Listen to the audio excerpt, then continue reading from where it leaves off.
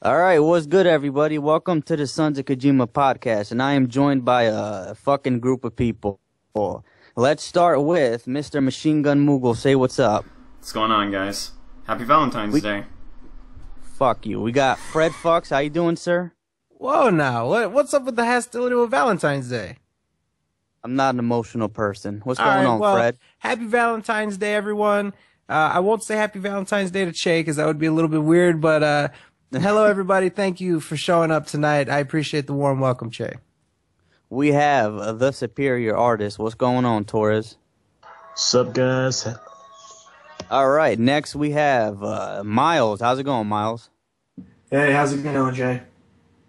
After that, we have Nomad. What's up, Nomad? What's good, everyone? And last but not least, we have the Evil AJ. Fuck Valentine's.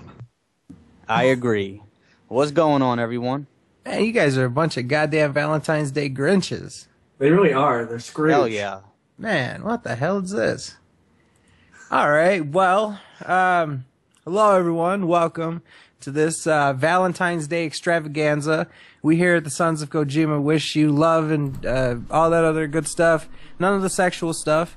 But I will have to say that we are happy that you're here. We're happy that you've joined us, and we're happy that you found us.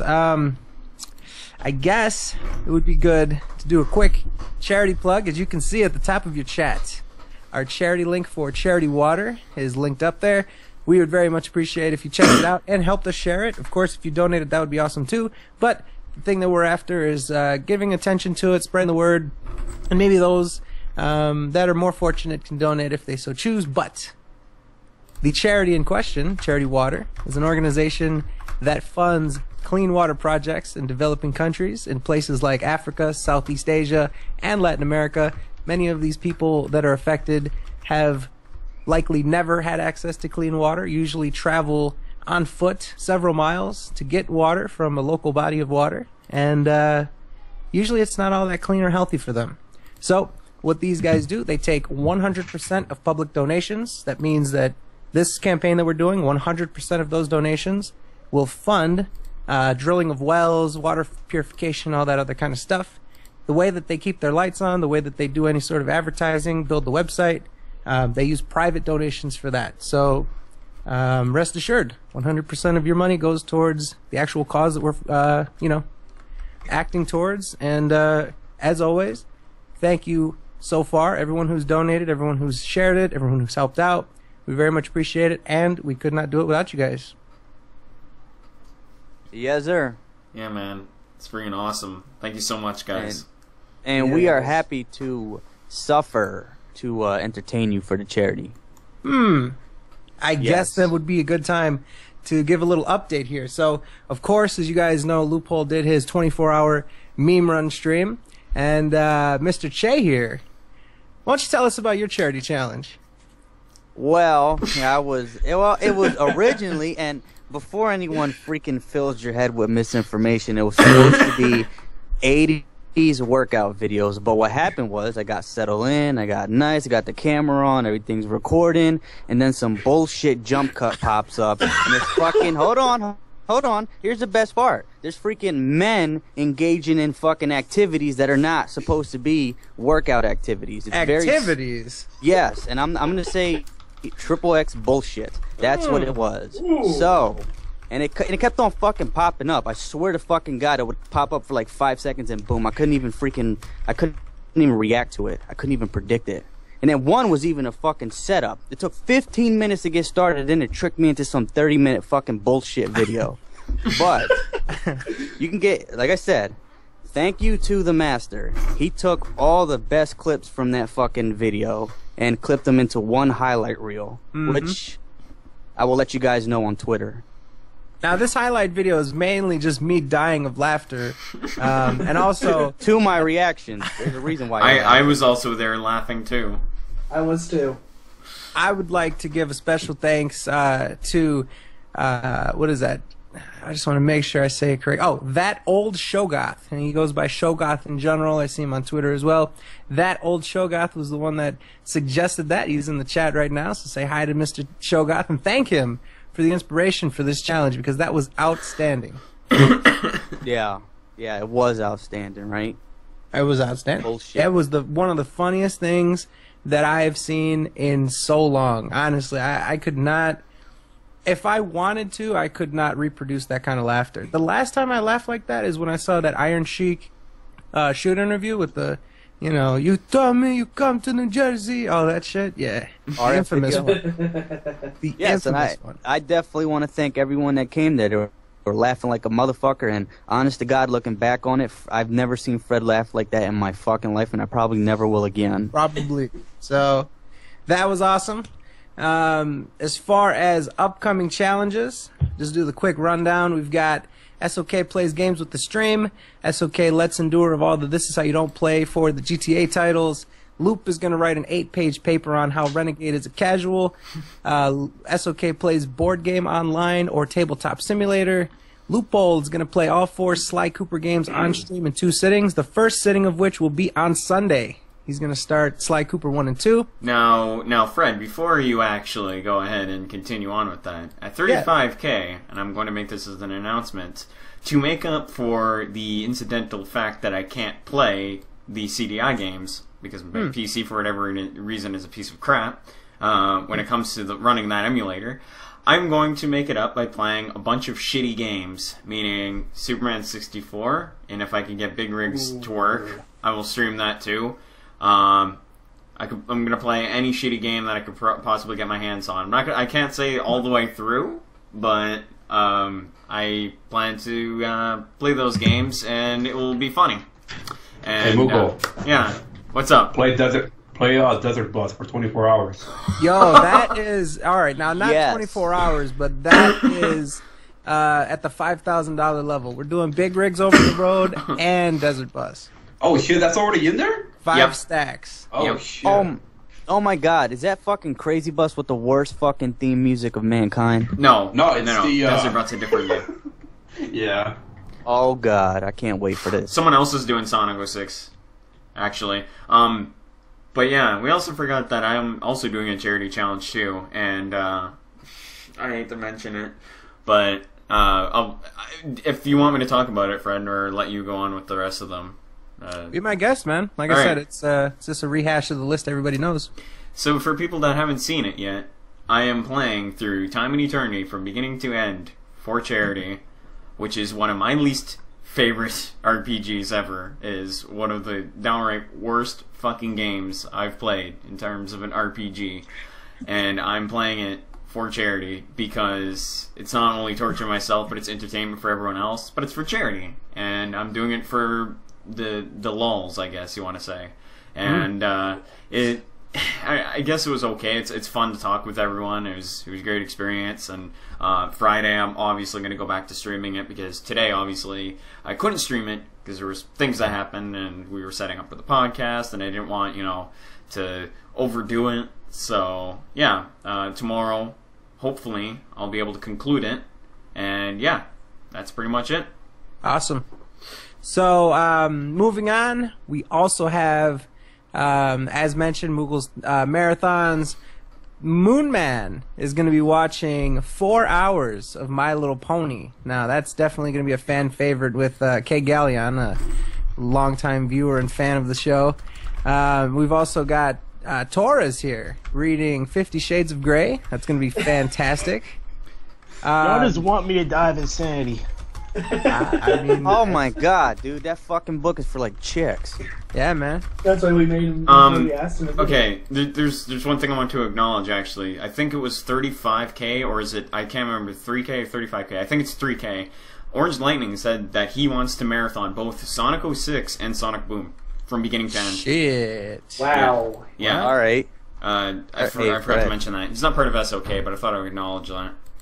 Go on. And let me tell you something. My favorite charity goal, the one that I am going to be salivating to fucking watch, and I will have all the popcorn in the world ready. Fred playing Bible fucking Black. Hey, Fred, let me tell you something. partner. I'm gonna love it, and I'm gonna love the fucking reaction. It's gonna be karma for you laughing like a son bitch. Yeah. Well, hey, I'm gonna do it. Better if you watch the English dub. Oh. Well, no. This is the game. I have. It's easy to say that. I have stated that I will look into also watching Bible Black. Not all of it, but maybe I will watch some of it if I have the time. I will go above and beyond. I will add to my charity challenge. So, yes, Che, I will be playing Bible Black. I will try to stream it. I don't know if it'll work, but I will try to stream it. I don't know where I can put that. It's easy to say that now, but when the shit pops up and it's fucking literally like fucking slapping you in the goddamn face, it's a whole different story, Fred. You gotta understand. Well, I mean, you were watching shit slap people in the face too with Dinger, so yeah, that is misinformation. I can see where you would draw the comparison. That is misinformation. I was looking away from the screen all the time. I almost broke my fucking neck. Well, like I said, I will be playing Bible Black. I will not make a stink. Well, I will make a stink about it, but I will actually do it at the end of the day. And yeah, man, it'll be a lot of fun for the viewers, more so than for me. But I will do it, and yeah, I don't know how much of it I'm gonna do, but I will do it. Gamer says Fred would quit after the first scene. I don't know.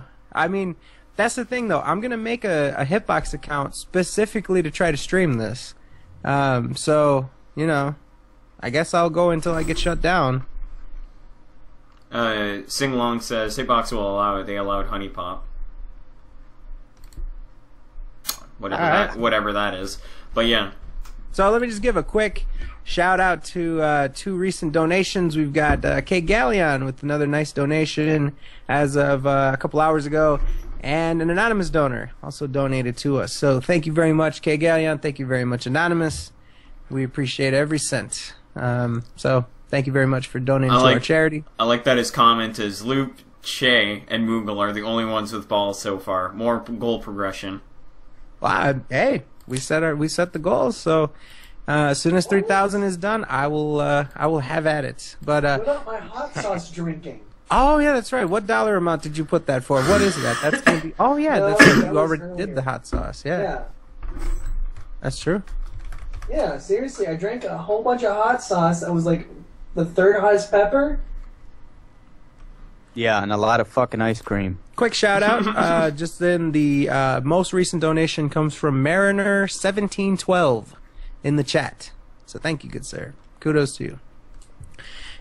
So yeah, Miles, why don't you update us on the status of your reward? It's been a little bit back and forth between a couple options. What are you leaning towards, or what's the status of your charity challenge? Well, for one thing, I'm hoping that the charity challenge doesn't happen until after Five Nights at Freddy's 3 comes out. For one thing, because I'm going to try to play it if it happens around that time. If it comes out, I'm going to play that. But I'm also going to be drinking. I think I'm going to drink the gallon of milk. Gallon of milk. All right, now in an hour. Now, yeah, AKA the milk challenge. So now, are these going to be connected? Are you going to be doing both at the same time, or are they going to be separate? At the same time. If I'm lucky, maybe I'll be able to drink the milk in 30 minutes if I'm lucky. All right. Well, that's going to be exciting. Also, some of the rewards would be Loophole playing through Demon Souls in 2 sittings on stream. We're looking for a replacement. We're looking for somebody to do the rap battle with Loophole. And I just want to put this out to the audience.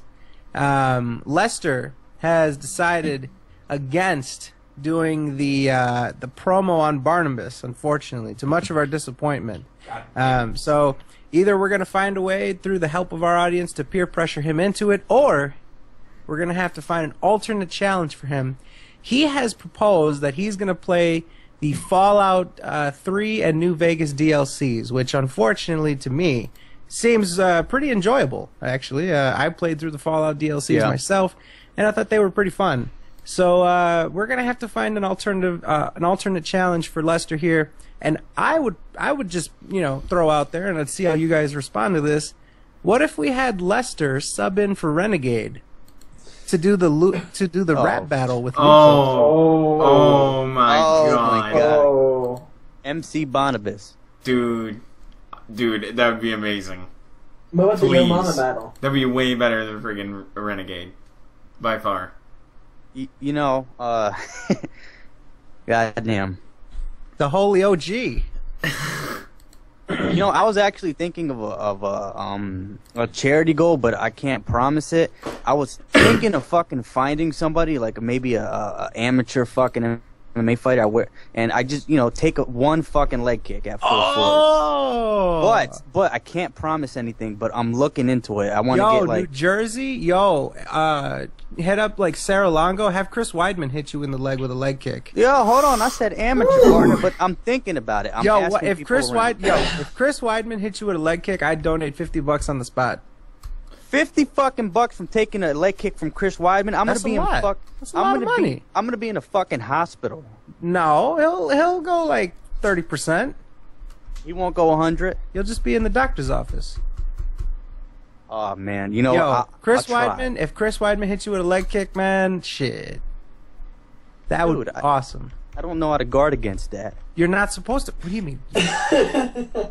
My dude, if I have a professional You UFC think if he threw a leg kick at you that you would be able to guard against it if you had the ability to? If I turn around and run away 2 seconds before, I might be safe. Yeah, they're gonna lock the door. You know what? No. He's gonna be chasing. That's gonna be the funniest chase ever. He's gonna be like chasing you and throwing leg kicks. I would love to see that. I'd love to see someone chase somebody down and try to throw leg kicks as they run away. But it's just contemplating. Just a thought, guys. Hey, I'm gonna email Chris Weidman right now. I'm gonna tell him it's for charity. I'll be fine. You'll be fine. Yeah, he's gonna fuck you up. I wish Jose Aldo was in the United States, because boy oh boy would Jose Aldo fuck you up. Fuck you, Mr. Fucking ass. Dude, he weighs like 50 serious? pounds less than you. Motherfucker, he's a fucking professional. But he weighs like 50 pounds less than you. He's a little dude. Yeah, but he could fucking kick my feet on. He could swoop me how about up. this? Why don't you grapple with Chris Weidman? Do a little bit of grappling. You can grapple with him first, and then he can hit you with the leg kick. Dude, I am not $50 each. I'm not Superman. Guys. You need to get Jason David Franks to like kick Shay's knee or something. Yeah.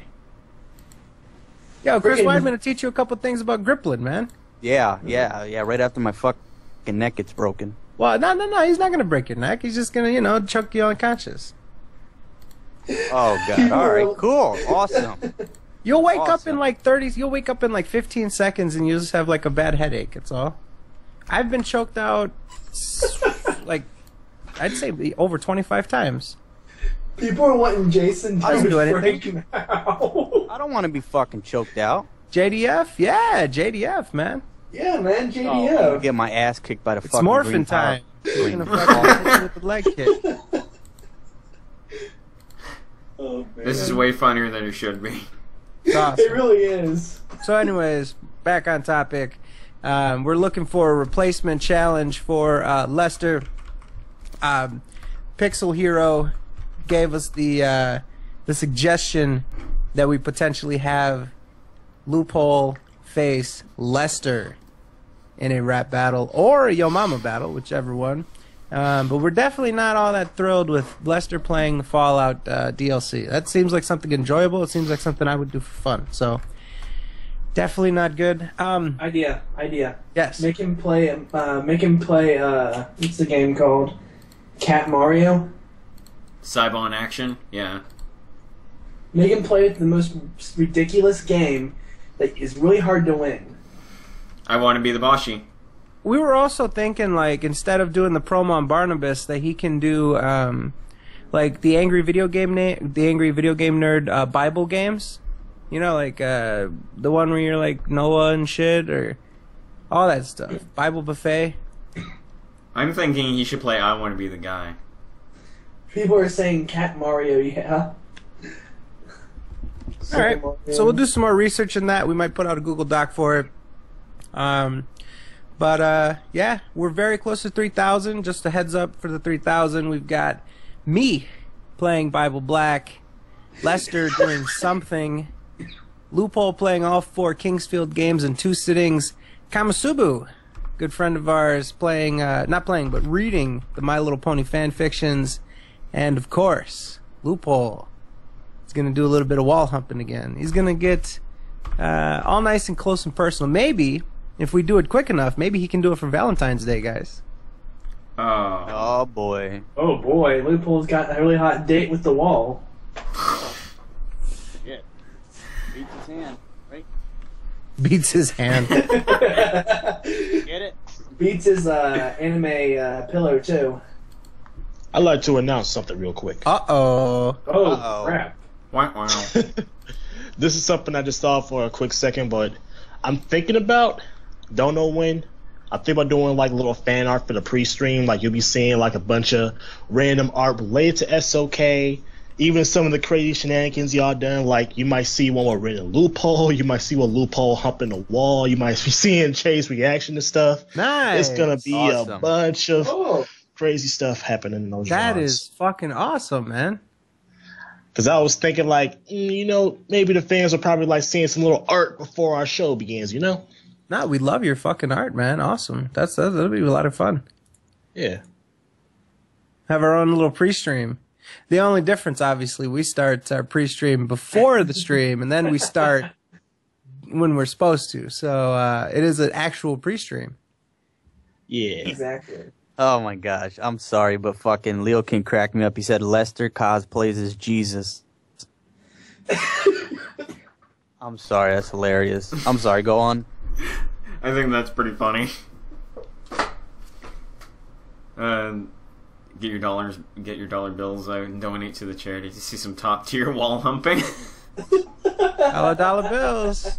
So yeah, guys, we're very honestly. We're very happy that you guys are excited about these things. You know, we're flattered that you guys want to see us do this stupid stuff. Originally, we were just thinking like, you know, maybe we can make it interesting. Maybe we can put some different things that people will, you know, look forward to when we do all this different stuff. So this is, you know, very flattering, and we're happy about that. Oh yeah, I'm really looking forward to playing Time and Eternity, man. I'm so thrilled by it. Toki. What's wrong with Toki? You don't like Toki? No, I just don't like the game. Ah, come on, Toki. I have no problem with the main character, but the fucking game itself is terrible. Well, alright, so What the fuck are you talking about? What's Toki? Toki is the main character Yeah, of that Toki's game. the name of the main character. Taki? Toki. Toki. No, Taki. It's Toki. Yeah, whatever Toki. you say. Like Tokyo. Toki. Yeah, but no, how's it spelled? Toki. Yeah. So you're saying Tokyo is spelled as Tokio? No, hold on. He's No, saying like the O in... No. You pronounce it O instead of... It's not Takio. It's Tokyo. One O is still a hard O sound. Toki. Okay. You're saying Taki. Well, that's what it looks like. Yeah. And you're also the person that says gripple, so... First of all, gripple is grapple plus grip. The Yeah. street term for, when you grip somebody up, it's a street term that you grip them up. When you grapple, it's a correct term, okay? I just mixed it together into something efficient and easy to understand. Yeah, real efficient. You're an aficionado. Yes, I'm an aficionado. Aficionado. Aficionado. Alright. Anyways, moving on. Let's get to something fun. I think a lot of you guys saw on Twitter that Mr. Phillip had a bit of a, I guess, a sympathy-aimed tweet fest. Moogle, if you could please get some of these illustrious tweets on screen, and maybe we can have somebody do a dramatic reading, and maybe we can comment and give our take on what just went on. Sure thing. Just let me go ahead and pop out the window here. Awesome. Does What an anybody... exciting time. Pascal, would you like to do a dramatic reading of these tweets? Remember what happened last time I did a dramatic reading? You sucked. It I'm would just be kidding. very nice, though, if you did. Garfreckle. Come on, do it. Possibly. Give me a few minutes. I gotta set some stuff off on my PC. All right. Okay. What are we reading? Phil's tweets from, let's see. Do you want me to explain the gripple philosophy? February while he 11th. waits? Later. Yeah, later. I could do All it, right. but I don't know. Whoever wants to do it can do it. We don't Awesome. want dead air. Okay. I'll read them. Oh, shit in a handbasket. Okay, well, fuck that, because I just need to hurry up and mention Mr. Tyler Hansen again, dropping the hot 50. This guy is God damn. outrageously, God damn. outrageously generous. Great, man, awesome.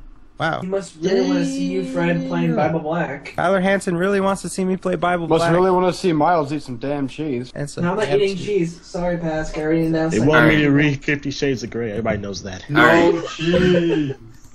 So yeah, Tyler So- Hansen, as Shogoth would say, making it rain. Thank you, Tyler. You have been so helpful, such a big part of this charity. We really appreciate it, man. Honestly, you've gone above and beyond, and you know, it means a lot to all of us. So thank you, man. Alright, so I'll read out his tweets since nobody else wants to do it, so I'll do it. Basically, there's one tweet here that says, "Will you check my gameplay of Evolve tomorrow? I had tons of fun with the monster today, and I'm going to focus on unlocking Kraken, I hope, in brackets." His next tweet, "Real talk. I remember 3 years ago when I started mentioning views, and people told me to stop worrying. In quotes. Most of them aren't around anymore." Wait, he said real talk? Yeah, he said that. Get the fuck He's out been of saying here. real talk a lot lately. He said real talk. Yeah, man. Yeah. Oh my god. Nah. His I next. thought that was a bullshit one. Well, let's get through these first, and then we'll give you commentary. Yeah. All right, go ahead. His next tweet is, "I love Sorry, I had a hiccup there. I love living my hobby as a job, but making it as work has always been a challenge. Now more than ever, things are uncertain. I am nervous."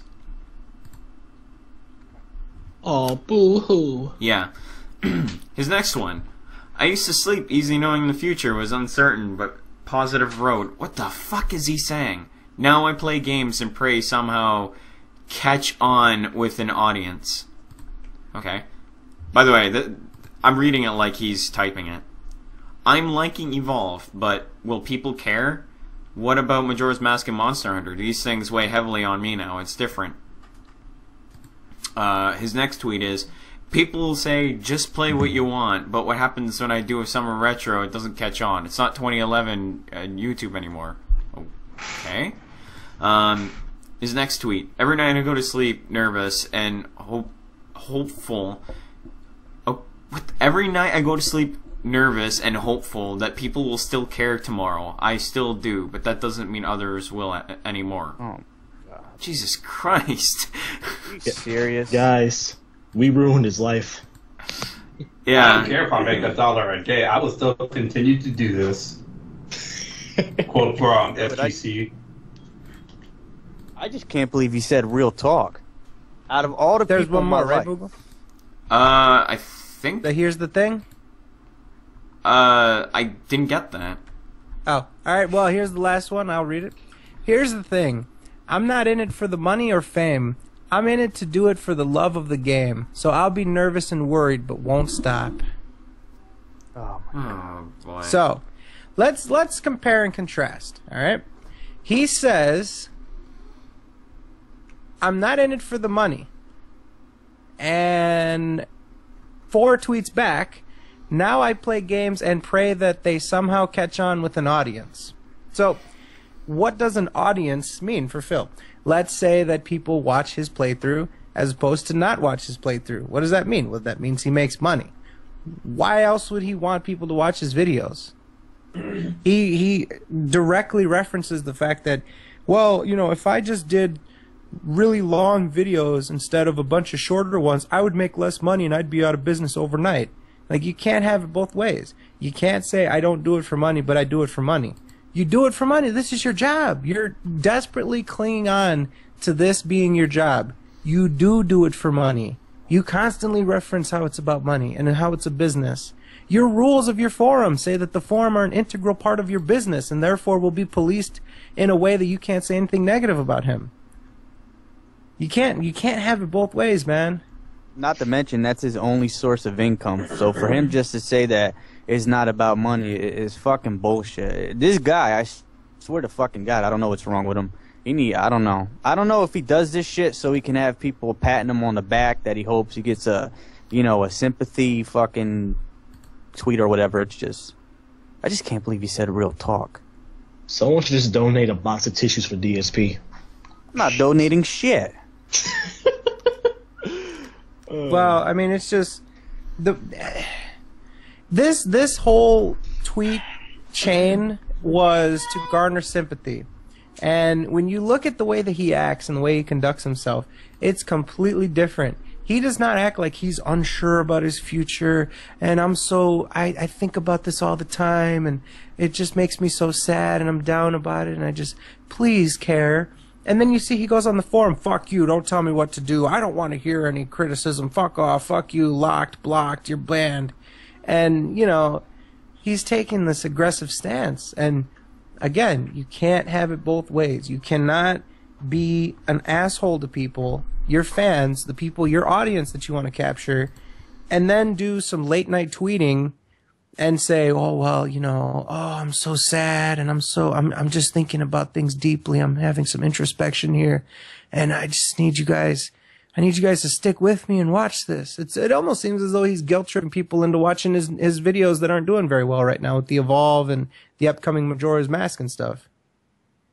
I believe it, because you notice the connection between whenever he gets a little views or something bad happens, then he just has to go on his fucking tweeting spree or do a meltdown on the fucking forum. There's always a connection between his business not doing so well and him fucking complaining. Mm-hmm. Anybody else? Anybody else have any thoughts on this before we move on to the next topic?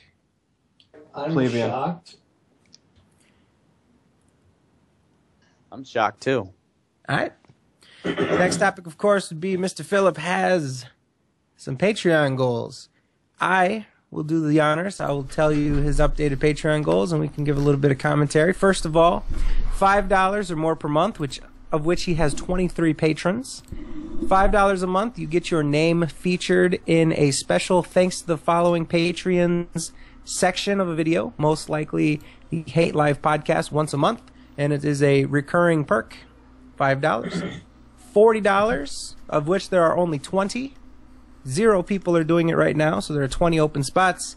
$40 patrons will get a one of the remaining Project 7 t-shirts from 2012. So these have basically been sitting in a box in his garage for over 2 years. You can have one of these. They are first come, first serve, and he will ship them anywhere, I guess in the world. I don't know. One-time perk.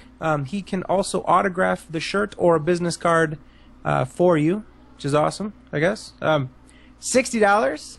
If you donate $60, you will be featured, if you want to be, in a future episode of Project 7. This can be audio, visual, or both based on the script. Delivery date can't be guaranteed as he doesn't know when it's going to be launched, blah, blah, blah, blah, blah. So he can have you do voice acting, voiceover, short webcam video, or just randomly being featured somehow. Also a one-time perk. 0 people doing that. Finally, $80 perk, which used to be a $100 perk. $80 perk. If you give him $80 per month, he will give you a personalized video, roughly 20 to 30 minutes in length, where you can submit to him questions. He will answer them.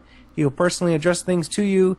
Almost like as if it's your own personal Ask the King, and he'll also give you a personal shout out during one of his vlogs. So that's also a one-time perk, not recurring, 0 people doing that. So mainly we've got $20 increments here, and the only people that are biting are the 23 people who are doing the $5 or more per month. He's got $142.56 per month coming his way. So what do you guys think? What do you guys think about these perks now that he's revised them? Well, first thing, I want to say something. I had a little chit-chat with him on the forums. I'm surprised he didn't get banned either, because I called him out on that.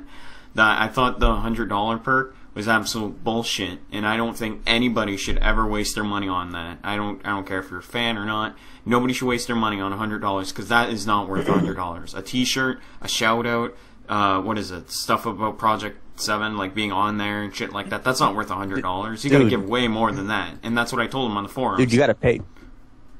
You gotta pay for fucking Q&A and shit. That's bullshit. Yeah, and then he's telling me to elaborate on my opinion. I was like, I just told you it's not worth it. Do you want me to go on a brief synopsis as to why the fuck I think your $100 is not worth it? Because, I would have left him a TLDR and told him the exact thing that I told him, and he still wouldn't have listened. And, this is why people are sick of his bullshit, his attitude. He wants people to, baby him with stupid shit. And it's annoying, and I'm getting sick of this. Why do people have to give him? Why do people have to elaborate on their criticism? And that makes absolutely no fucking sense. I literally told him that $100 perk, his little benefits, have no value at all. And he's bragging about, oh, this T-shirt is worth $25, and it's made in 2011, and it's worth a lot of money now. That's why I'm gonna put it in as a $100 benefit with all these other perks. And it's just it makes no sense to me. I don't fucking get it. Why is he even selling Project 7 t-shirts for a show that died in 2012? Seriously. And plus, why are you doing shoutouts? You said that you would never do shoutouts. So what the hell are you talking about? Let me tell you something, man. Let me tell you all the donators out there. If any of you are watching, he will not revive Project 7 until he gets a lot more money. That's why the delivery dates are to be determined. He's waiting for a shitload of money to come in before he does Project 7. Don't hold your breath about it. Yeah, well, I mean, he hasn't launched any of the milestone goals that you usually see on the left-hand side. Usually it's give me 5. If I reach 500, I'll do this. If I reach 1,000, I'll do that. He hasn't released any of those yet, so he's been talking about I'll learn how to use my green screen. I'll takes him 2 days to set one up though. Something up about he'll do games that patrons want him to stream or some shit like that. So I don't know, but go ahead. Sorry. He's been talking about that green screen since last year. What the hell's taking him so long? Movies. Movies. My brat. Movies. He's got to spend quality time with Bandali, in which they both sit there and not talk to each other and watch a movie. Yeah. All right. So he lives a boring life. Those are his Patreon goals. What do you guys think? Do you guys think this will do anything? Obviously, people are aware of his Patreon. He's been talking about it for months. It's not like people don't know. And who's got the bag? Sorry. People know about the Patreon. People are aware. He only has 26 Patreons. One of them are us. Or one of them is us. Sorry. And we've got a tough decision to make. I mean, do we want to give him do we actually want to give him $5 just so he can put our name? I assume he would put our name very small and say that he did it. So I don't know. We might have to withdraw our financial support. It might have to end there. It's a shame. Yes. Or I can step in and give him the $5. Yeah, but do we want to give him $5 as a moral dilemma? Hashtag $5? Fuck that. Exactly. So Can we send him $1? Come on now, just at least $1. Nah, nothing. well, we're not getting anything in return anymore. So that's the problem. He's not making it worth Yeah, our while. he's literally giving us Nathan. jack shit. Even when we do Give give him him $5 a month, then he has to say our names on Hate Live. Fuck it, let's give him 80 and let's get on Project 7. You crazy. You've been drinking too much gin. Pascal, Wear your can you Project respect- 7 t-shirts as Yeah. as you guys doing your charities and shit, Well, that's the thing. If Like- you give 80, do you also get the T-shirt? Do you get the stuff under it? I don't know. I had heard a rumor that you don't. Oh, I heard fuck that that. I heard that you had to buy 3 different donation things just to get everything. That's really dumb. But it's a rumor. I'm not saying that it's been proven or disproven. I just heard it from someone. Don't remember who, but I heard it. That is pretty dumb. If he Yes, did but- put us on the Right. show, it should be like a SOK. No, Project 7. We're on with the SOK. Or we be the No. main builders. Like I'll be that. right back. Hey, that wouldn't be bad. Yeah, I see Horrible. Sir Dizelot says, me and AJ can be on Project 7. We could be the main villains. You and him can have a nice fight scene. Perfect. You know? You can have the white Fred, you coats can come and save get that you money. once and for all.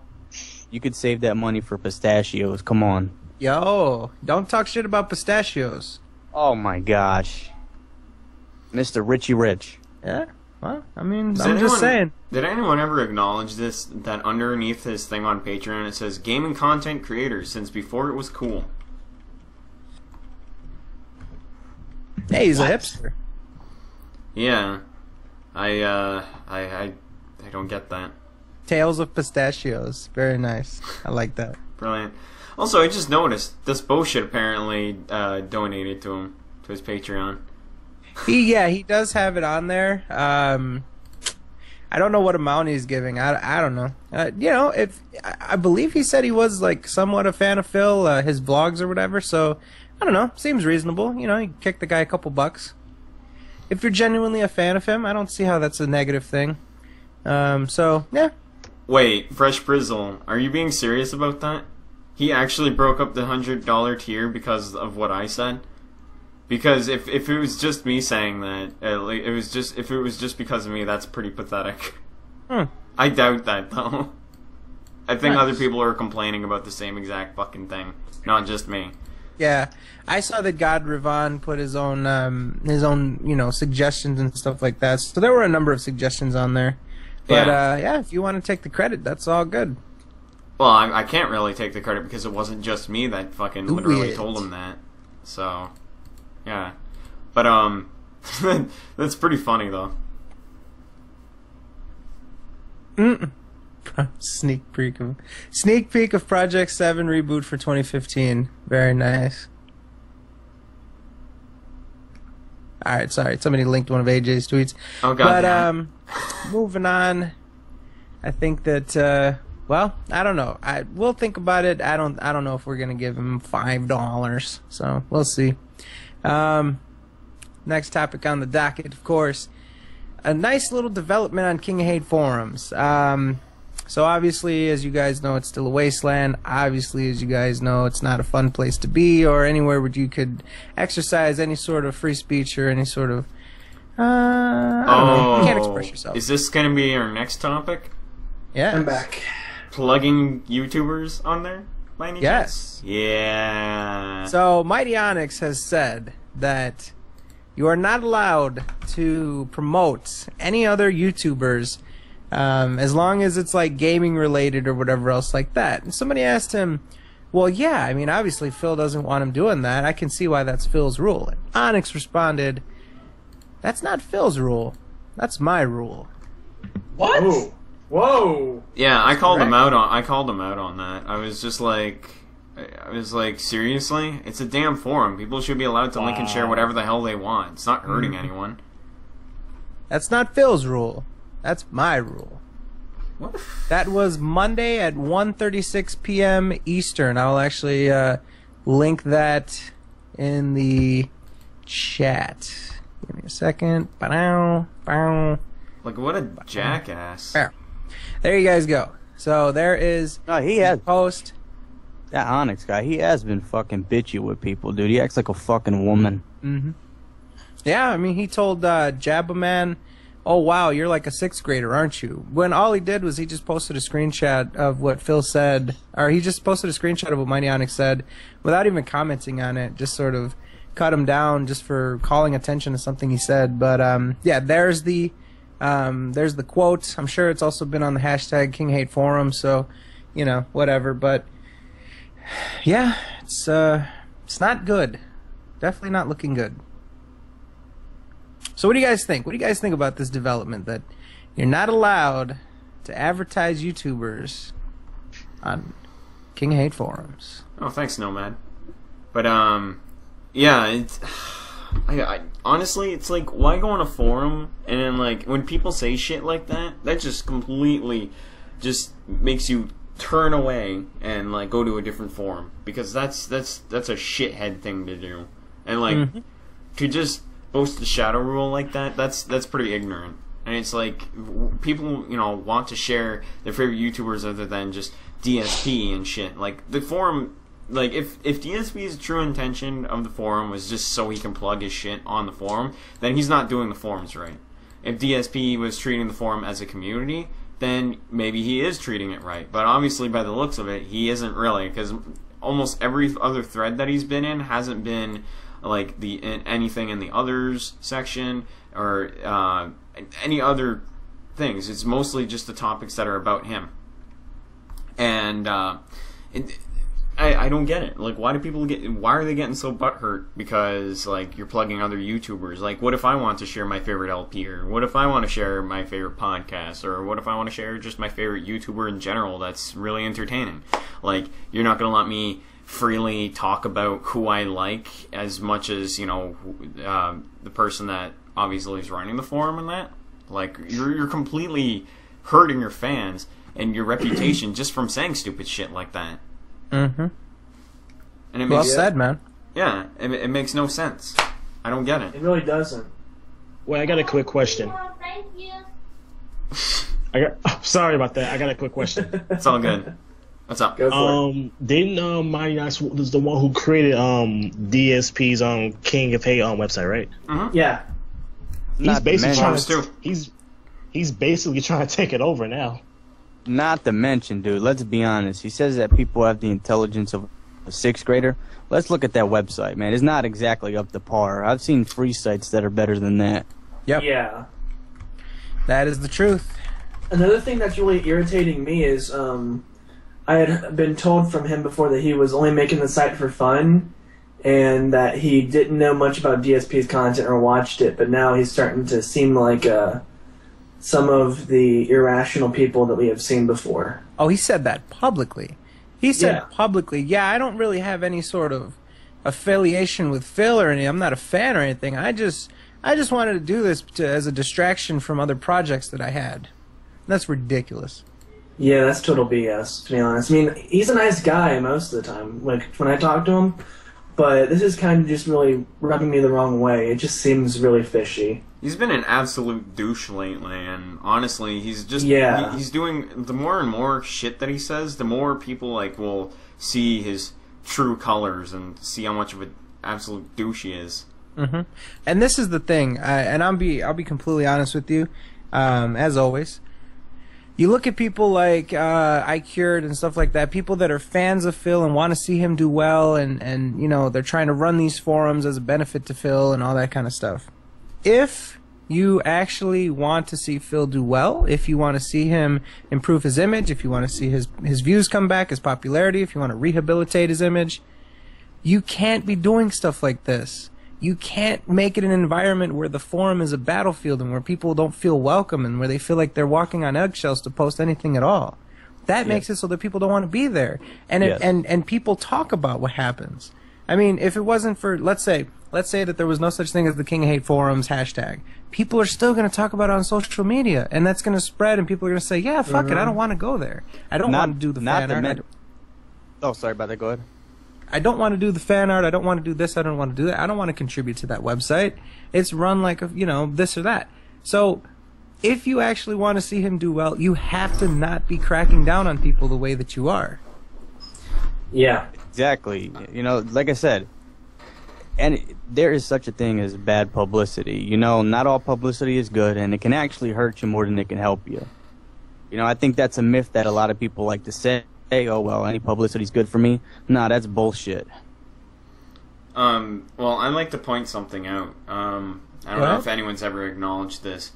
Have you ever thought that those rules were just personally made by DSP himself? And is they ever, like, it doesn't seem like they put any thought into it, the fact that, you know, this is just all about Phil, like, what he doesn't want on the forums, because that's what it seems like. I don't think any of these rules were agreed upon. I think they were just made by Phil, copy and pasted to them, just so they can make it as rules. Because these rules seem like a load of shit. And plus the shadow ruling as well, that's a load of shit too. Yeah, well, I mean, if you remember from the very beginning of the forums, there were no official rules posted. The only rules that you were able to see were the terms of service that you agreed on when you signed up, and then you couldn't see them past that point. They were very generalized. Yeah. After they got called out on not having rules, they sort of threw together some rules right away. Static Veins posted it, and then they sort of added on to them as time went on. Yeah, just the rules itself. What's the one rule?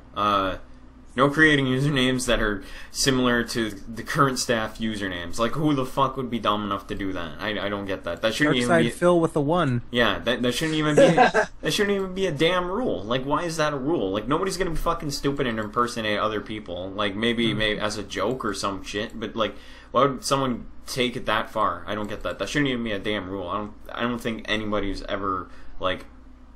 ever thought about that at all when they come on the forums. That is not the first thing they want. The second rule. Creating and posting with multiple usernames, accounts, is also not allowed. Well, it's too late for that. I'm sure a lot of people with the same... I'm sure a lot of the same people have made multiple accounts on here. So, yeah, it's too late for that. Offensive usernames. Like, who cares? Well, Fred Fox is an offensive username apparently because it has the F word in it. So yeah, like who cares? Honestly. Wow. Yeah. Yeah. Any accounts registering using junk and disposable email addresses will be banned on. What? How do they know what's a junk email and what's a disposable email address? Yeah, I don't get that rule. Wow. Swearing is allowed but not encouraged. Yeah, man. Sure. No trolling. Yeah. No nudity or obscene imagery. Okay, that's so understandable. No trolling, no insulting other members. So, so when they have a thread called "Are Phil's haters inherently evil?" with the purpose of trying to get a reaction out of people, that's allowed though. That thread was able to go on for like 2 weeks. Yeah, because Phil's content doesn't swear and. Oh my god! Oh my god! Like, dude, I can't take this anymore. The first 4 fucking rules are just pointless. They make no sense. Nah, yeah, I remember that thread. And the funny thing is, they tried to cover it up. They changed the thread to inherently evil. I mean, from inherently evil to inherently negative, and they still kept it up. I don't know, man. It just makes no sense to me. That's like those forum rules. I mean, God, like. Those rules have to have been made up by Phil, because I don't think any of the mods even thought that through at all when they posted them. They seem like they were just copy and pasted to Phil's own kind of need. Because those are not well thought out rules at all. They're not. And plus, breaking your own rules too, like the double posting. I'm sure I've seen mods and Phil himself do the exact same fucking thing, completely breaking their rules. Mm-hmm. So, it's only bad if other people does it, not him. Yeah. Bullying is not allowed unless Phil is doing it, but that's okay. Yeah, that's true. Like I said, I don't understand the forums at all. Like, I don't even want, like, if it weren't for the fact there were awesome people on there to talk to, other than just, like, who I talk to on a daily basis, then I wouldn't be on there right now. I wouldn't be wasting my time. I would just purposely want to get myself banned. I have better forums to go on to, because this forum is shit. It's utter garbage. I've never been on a worse forum and never had, like, I can't tell you how I've had the worst fucking experience being on a forum, and that's one of them. Being mistreated by mods on there, except for Kyoko, which we already found out who exactly that is. But, like, it's stupid. It's bullshit. Anyway, I'm done with my rant. That's pretty much it. Alright. I don't want to go too much of a tangent about it. That's pretty much it. I got you. So, does anybody else have anything left on King Hate forums before we move on? Let me think here. I mean, the random banning is annoying. That's for sure. Yeah, I mean, they just like, basically, if they think that you are another account, they'll just ban you, and then if you ask why, they won't say anything to you. So it's just like, nah, you're just banned. That's it. Yeah, what's up? You know what? That forum is fucking PG as hell. I remember I tried to make a thread about fucking booty and shit, and it wouldn't let you have it. Like, it's not. Hold on. It's not nudity. It's like girls with bikinis and shit. It's ridiculous. That fucking thread is for fucking kids. Gosh. Bullshit. No, I'm serious. Like, you want to be treated like a mature and reasonable adult, but you got mods on there doing all that shit. You can't have any freaking threads that go above the PG-13 limit. And not to mention, You got people on there saying that we're inherently evil, we're fucking negative, we waste our life, and they allow that shit. They allow them to take the little fucking pot shots, and God forbid you fucking respond to them. You're gonna get banned. Try men booty, see if that works. There you go. What? What? Hell no. That's bullshit. That is bullshit. Never. Man, Oh, sorry, go ahead, artist. I was saying, I almost feel bad for half of the DSP fans. Like, they ever want to go on there, they're probably going to be afraid they might get banned for something random. Like, they were saying, like, what did I do? You get banned for no reason. It's like, you can't have fun in that forum anymore. It's like, you better do what Phil says or you're kicked. You're there to submit fan art, to give him ideas for content, and to submit him questions for future content. That's all. You're not. If you're not doing any of that stuff, you're fucking up. And that's boring. Who wants to do that? Seriously. They need to fucking admit that. It's not about the fucking community at all. It's not about anything involving Phil or his fucking fans. It's just a fucking service. The worst thing that I heard from him recent months or weeks was that when he said he would like to have thumbnails in his fucking videos, and he was trying to get other people to do that for him. And when I asked him why, he fucking gave me a warning point for fucking abusive behavior, telling me to not talk about his content. Because this motherfucker's so lazy that he can't even do his own fucking thumb art. And when you ask him, he says it takes up too much time. It's fucking ridiculous. Wait. Jay, I gotta say, if anyone who's seen DSP play Grand Theft Auto 4, he actually had thumbnails for each video. So he's making an ass of himself. Same goes for Metal Gear Solid 4 and Dead Space, if I'm not mistaken. I think it was also Mass Effect. So yeah, he's just being lazy. There you go. Yeah. All you gotta do is get a picture of the game you're playing, put a number or something on the side. That's it. Yeah. Even I can do that. He did that in the beginning of 2013. So I don't understand why he's saying that. You know, it takes up too much time. That is just not an excuse. Oh yeah, he did do thumbnails for his retro replays for Dead Space 1. Yeah. He probably got it from somebody else. I'm telling you, man, this guy was begging this fucking dude for thumbnails, and it's ridiculous. He's the laziest motherfucker on YouTube. Didn't Phil just make a video about Dying Light, the good and the bad, or something? A montage. A lot of people are calling it a ripoff of This Is How You Don't Play. It is basically. Yeah. He's trying to take it. Yeah. The thing is, though, that requires editing and sitting down for a long period of time. Therefore, he can't be complaining about how much thumbnails take time, because thumbnails are so fucking easy. It takes maybe 5 minutes to find an image and put it in the editor and put a number on it. I mean, I can do 5 in maybe I can do 5 thumbnails on my own channel.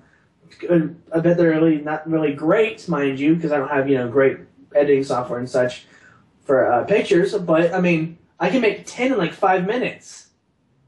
Yeah. Hey Phil, if you're listening, I want 20% of what you made from the montage. Thanks. That's Shots right. fired. Phil, you can't get away with that Also- sideways bullshit, dude. That was a fucking attempt at This Is How You Don't Play. And the problem is, dude, you're fucking over a year late. Nobody gives a shit about your shitty montages. Other people doing better, and they will continue to search for This Is How You Don't Play instead of your shitty bullshit. Fuck you. Go to hell. It's funny how he's contradicting him, because during his Ground Zeroes playthrough, he said took a few years for people to start doing the This Is How You Don't plays, and now he's doing them right now. No, because it's ridiculous. Because just because AJ started This Is How You Don't Plays, he fucking calls him mentally ill. He says that he's afraid that he's going to break into his house, says all this shit trying to paint him as some sort of psychopath. Now, over a year later, he's trying to do the same shit that he called AJ psychotic fucking doing. That's some bullshit. The thing about it is, he doesn't even know AJ. You don't know you don't know him personally. You don't know what he's going to do. Yeah, He's some guy I on remember the that internet. video. He was wearing a You don't fucking know cowboy him. hat, waving his arms like a crazy man. Oh, jeez. It was during the July Hate Live, I believe. Yeah, it was somewhere around that time. Yep. It was Crazy. 2013. Not to mention, he said fucking Fred was a bully that used a mob-like mentality, whatever the fuck that means. You're damn right. He used words that he doesn't know what they are. Yeah. Alright. One other thing I gotta say about the King of Hate forums right now is basically I've seen posts in the middle of the forums literally saying we're all afraid to post. Literally, I've seen people coming together and saying, like, Phil, you need to stop this. We're all afraid that we're going to be banned. Calm down. And I've seen, like, in my personal opinion, majority of the King of Hate forums now to me is just basically some over-glorified, like, instant messaging system. I mean, there's not many people posting, and the ones that are regular people there who are fans of Phil and posting to each other. That's all it is. No traffic at all. This kind of reminds me of what happened a few years ago. I mean, I don't know if any of you guys remember this, but do you guys remember seeing comments on Phil's video where it says, "Please don't block me"? Yeah. Yeah, that's exactly what happened back in the day. Any ounce of criticism that they put on the YouTube comments, like, they would get blocked for no reason. So basically, it would be like, "Hey, Phil, if you do this or that, by the way, please don't block me. Hey, Phil, please don't block me, but if you go there, you'll probably get this item right there. Hey, Phil, please don't block me, but maybe you should make your videos longer." That's exactly how it was a few years ago in the YouTube comments. It's ridiculous, dude. This was way before the fucking direct caption shit. Oh god, yeah. Oh, hell yeah. This was back like in, 2012, if I'm not 2010? mistaken. Yeah. 2011, 2012, something like that? Yeah. I think around 2011, if I'm correct. It's crazy. Yeah.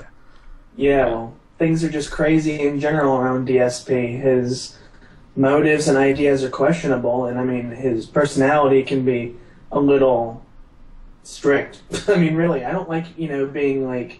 The reason I don't post on the King of Hate forums anymore is, one, because it's boring now because you guys aren't posting on there very much. And two, it's turned into like a form of communism, kind of, or dictatorship, depending on how you see it. I mean, everyone's afraid they're being oppressed in some ways. They're not allowed to post what they want. I mean, come on. If anything, I mean, if people post other YouTubers in the middle of Phil's forums, Phil can capitalize on that by saying, "Oh, hey, my website had got you more views. Why don't you like post about me or something on your site or during one of your streams?" That gets him more views and that gets him, more credibility in some ways. But at the same time, Phil's got a little bit too much pride as him being the so-called first Let's Player, and doesn't really see that he needs to have a little bit of help. And I mean, that's why he won't accept the help from like the SoK and the people that are trying to help that are being called haters because we don't see things eye to eye with his fans. That's all it is. Yeah. I'm still on the forums. I'm thinking about doing something on there, but I don't know. Yeah, I know exactly what you mean. I don't get it, man. Like, if he continues to act like the same person he is, like, in the next, I don't know, few months, people are just gonna stop watching his shit. Yeah. At least the people that are intelligent. But that's just me. I think DSP is probably going to do something so big in 2015 that's going to make most of his fans freaking hate his guts. It's got to be something so crazy that nothing he can do will ever they'll never gain his respect again. I don't know, but something's going to happen. Yeah. We got a prophecy over here.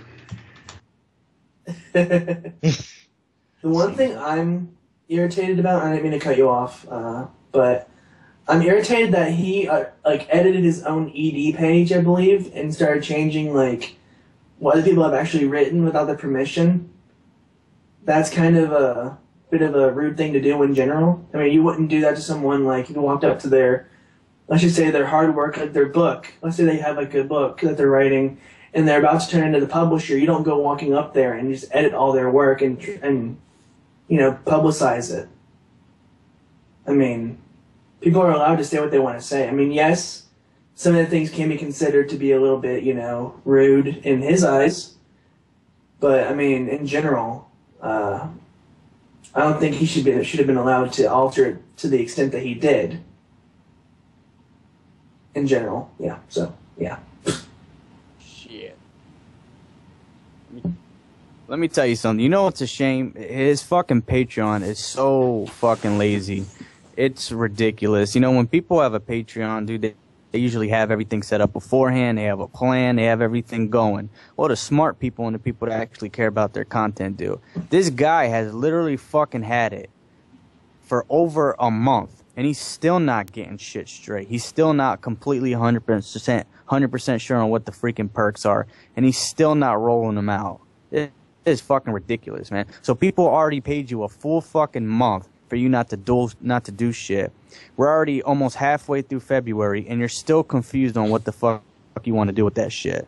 Just, you know what? If you don't know what you're going to do with your Patreon, at least be fucking decent and fucking turn it off and stop taking donations until you know what the fuck you're doing. But this jackass is still fucking taking it. And that goes for anyone that does shit like him, too. It's ridiculous. Have your shit set up before you put it on there. Have a plan. Be organized. Be ready to reward the people that are so kind to donate to you. I don't know what else to say. Jay, I came up with an idea while I was gone. You know how Phil has all of those like statues he wants to get rid of? Uh-huh. Instead of selling those crappy T-shirts that have been in his garage for like, you know, however much he's putting them in Patreon, why not give his statues as a reward to people that donate a little bit more than like 50? He's not going to give away any of them statues. He needs the fucking money, and he's going to sell all of his shit now that he has a quote-unquote adult house, and he's just going to pocket it for himself, and I don't think he's going to give like the real cheap shit away. I remember we was in that video where he looked like a hoarder. He was going to give away some cheap-ass like 2-bit Mario toy and shit. I don't think he ever gave it away yet, but he's not going to give away the shit that's going to make him money. Even to the person that's probably going to donate a lot of money to him, he should at least give him something you know, at least for them fucking waiting almost 3 months to get their Patreon perks. I mean, let's be honest.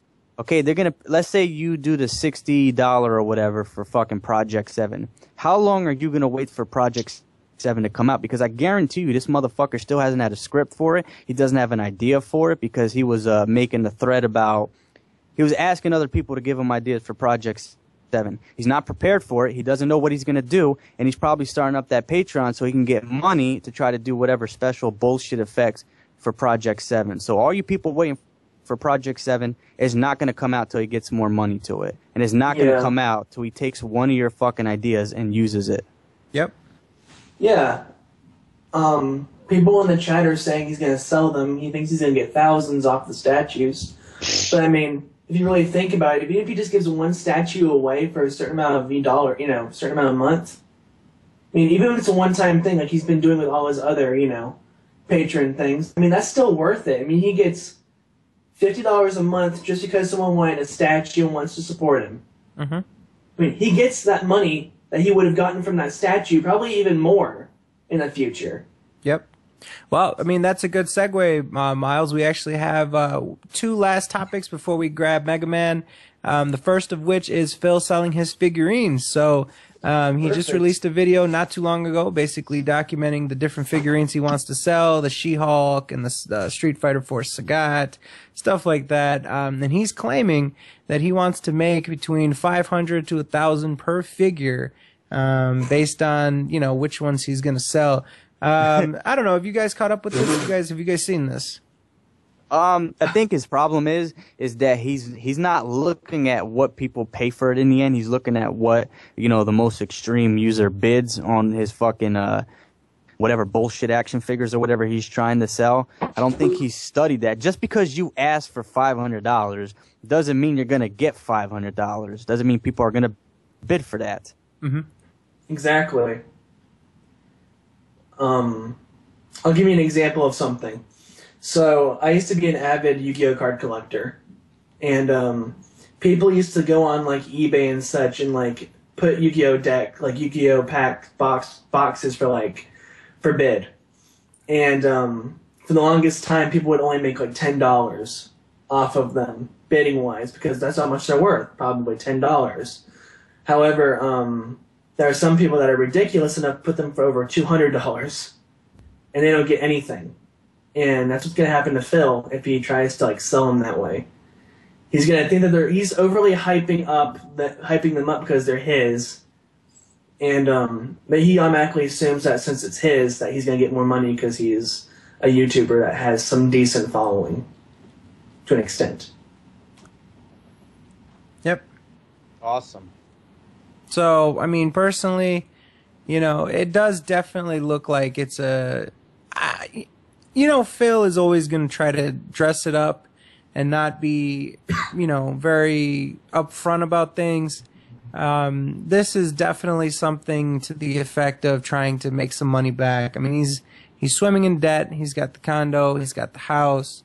You know, he's obviously supporting 2 people now. And also, one of the big things that I think a lot of people don't think about, the fact that because he has his own business, quote unquote, he has to pay for his own health insurance and most likely the health insurance of Leanna. So he has a lot of expenses, his 2 business lines of internet, which seem frivolous to me. You know, all these different things. He's got a movie addiction. He's got several thousand movies in both Blu-ray and DVD.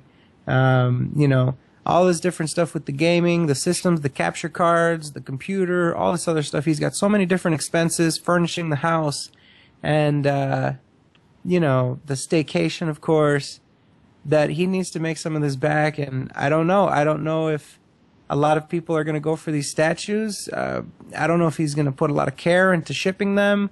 You know, it's just, he hasn't really even said how he's going to do it. Is he going to do it on Amazon? Is he going to do it on eBay? So something to keep an eye out on. And, you know, we'll keep you posted on what we see with that. But hopefully he can do something. I think I remember him saying he was going to do it on Amazon or something because he said that he didn't like using eBay, or someone said that he made some excuse that eBay was bad or something. Oh man, it's bad for him to be able to get the amount of money he wants because eBay basically, if he does bid wise, he's just gonna get like people bidding like $1 at a time. He's gonna start at $1 and he's gonna sell for $2. Exactly. So the last topic before we grab Mr. Mega Man would be, in addition to his statue sale launching, we've also got the Black Currant, as we've been saying, the Courant. The Black Currant is going to be launching very soon. Leanna has 200 bars of soap, 200 wax tarts, and she's ready to go to Etsy to launch her market. Are you guys excited for this? Are you guys excited for the chance to wipe your ass with something the Pandalini has made with love? I'm going to buy 7,000 bars of soap. She only has 200 to sell. That sucks. Looks like she's going to be working for a while, which is something she's not used to. I am trying to get a sponsorship deal with Panda Lee where she can be an official, maybe not a sponsor, but like we can mention her soap and stuff like that on the podcast, and she can send us free soap. No? You Oh, get come on. You get to smell very Well, you know what? fresh. I'll mention it. She can give me the soap. Fuck you guys. I'm pocketing all the soap. The only thing is, who's going to be the victim to try the soap? I don't know. Fred just said I'll he'd do it. take all the soap. That's right. gonna try As it. long as it's not the fucking soap with the noodle in it, that's fucking ridiculous. That's like a terrible fucking surprise. What if you forget about it and then you scratch your fucking skin up with it? Oh gosh, yeah, Yeah. that'd be painful. But yeah, that's what she's got going on. The wax tarts, the special candles that don't have wicks in them, so you have to actually have power in your house to be able to use them, and they just sort of melt in this little dome. And of course, the frivolous soap, the well, let's see, what can I call it? Ostentatious soap, the unnecessary soap. Now, you know, the thing here is, obviously, if she's going to be successful in this soap venture, she's either going to need to make a unique or superior product on Etsy to stand out, or she's going to have to sell it on the basis of who she is and people having goodwill towards her and wanting her to succeed. And I don't know if either of them are going to be the case. Yeah. Well, So- the second one's not going to happen at all because nobody has goodwill towards her. Yeah. So, That's that. We ran through all of our Phil It's related. showtime. Very gracious. We ran through our Phil related topics. So Yeah, I overheard everything, and the more I hear about Phil, the more pissed off I get because I keep saying to myself, "When is Phil gonna quit already?" Because I get sick of him. ladies and gentlemen, MegamanNG. What's In going the on, flesh. man? What's up, bro? Okay, though, truth Usually- be told, I've been kind of a depressed state. Long Yeah. story short, I got like disliked attack, like botted, and it just didn't feel right. It Yeah. sucked, but yeah, in the end, no, there's nothing you could do. Shit like that will leave a bad taste in your mouth. So. Yeah. Yeah, it is a really bad taste, but in the end, you gotta move, you gotta press on. I'm pretty sure. Yeah, I think man. Slow Beef said the same thing. I remember telling you before that it helps with your video in a way. It does. Basically getting I'm just out there. But the Yeah, I know. Dislikes don't really mean anything, but like 1 or 2 doesn't mean much. But when someone decides to like bot, which basically is a violation of YouTube's terms of service, it's not right. But it does like get out there, so I guess that's a plus. yeah. Too bad some idiots don't know that. I just think the people that are like going out of their way to like get bots and to do that shit, it's kind of abusing the YouTube system. But it just goes to show that they YouTube's need to fix that. They need to fix that. yeah, Seriously. it just goes to show that YouTube's system is broken beyond belief. Yes, indeed, it is broken. Yeah. Anyway, so how is everyone at the Sons of Kojima? Oh, we are doing fantastic. We are doing awesome, man. Beautiful. Doing great. Yeah. Just beautiful. I find it funny that we didn't even have to acknowledge you. You just came in. You're like, all right, time to do my own introduction. Fuck it. Indeed. It's a No nice need for change. intros. I just come in and just be known. Well, it's a nice change. It's Oh, a it nice is a good change change. for once. Yes, indeed. And Pixel Buster keeps saying he should be banned from YouTube and Patreon. Indeed. Yeah. I could say Patreon, and on as far as YouTube goes, he can just pretty much like just kill his own channel, really. Yeah, he's doing that already on his own. Yeah, exactly. Mhm. But yeah, nothing else really needs to be said about that. I'm pretty sure we all have said our piece, and yeah, it's pretty Yeah. much all we need to say. Obviously, since you've overheard us, did you have anything that you were itching to say while you were listening to us talk about either the sympathy tweets, the Patreon, the forums? And all figures. I can say is that everything keeps falling apart with every single day. Every time Phil fucks up, he keeps fucking up. It's like the Phil's like a big tower, and it just keeps falling and falling. Mhm. It just keeps crumbling, and when it collapses, Phil has nobody to blame but himself. Yeah. And I had no idea his forums are now turned into a prison. Oh God, yeah. Yeah. Well, it is more like of like prison. a forced labor camp. Yeah, more like a concentration camp. God, if only I still had that Photoshop that I made where it's hostile instead of hostile, and it's like you remember it's like the movie Day, Oh, yeah. and I photoshopped his head on there. God, that was like the best piece of art that I've ever made. And then oh God, I need to Do you find still that have shit. it? I don't think I do. I sent it to text though. He needs to find it so he can post it. I have to look for it. I'm assuming someone has that shit around there, but I made that shit. It was oh my God, I think that was the best thing I've ever made. That would be too perfect, and it would perfectly represent what his forms are right now. It's a good thing I'm no longer part of it. This was before the forums were relevant, though. Like, I could have put, like, the King of Hate forums, or TKOH, and it'd be pretty damn funny, but I never really thought about that. So, I never really cared for the forums. I still don't, but... Neither do I. I'm no really longer don't? a member. I used to be, but not anymore ever since the forums kept changing. Yeah. They kept changing every single time. I think what they for the should worse. I think what they should do for the forums is have like a catch line at the underneath the King of Hate forums. Just put the King of Hate forums. We're a hug box. Yes, indeed. That'll be their catchphrase. hmm Their little slogan. I actually have. Let me see if I can link this. Let me see if it'll pop up. Hopefully, it pops up. Usually looks like when you post It does. God damn it! There we go. This is a picture that I made. Basically, that's Joseph Stalin there, but Oh my God. I decided to put a Oh little my bit God, of a twist it's on so there. accurate. That is perfect. It really is. the art in itself and everything, like you can't even tell that's not like photoshopped at all. It almost looks like you took the image off Google and it like looks exactly like Phil. It is like Like all those- dictator. Like all those medals he's wearing is all the people he's blocked. You need Yeah, a lot pretty more much. fucking medals. That'd be more metal than fabric, my friend. Yo, I can see my name on one of those badges. Yeah, Yeah, mine is the true. big fucking star at the top. Oh my god.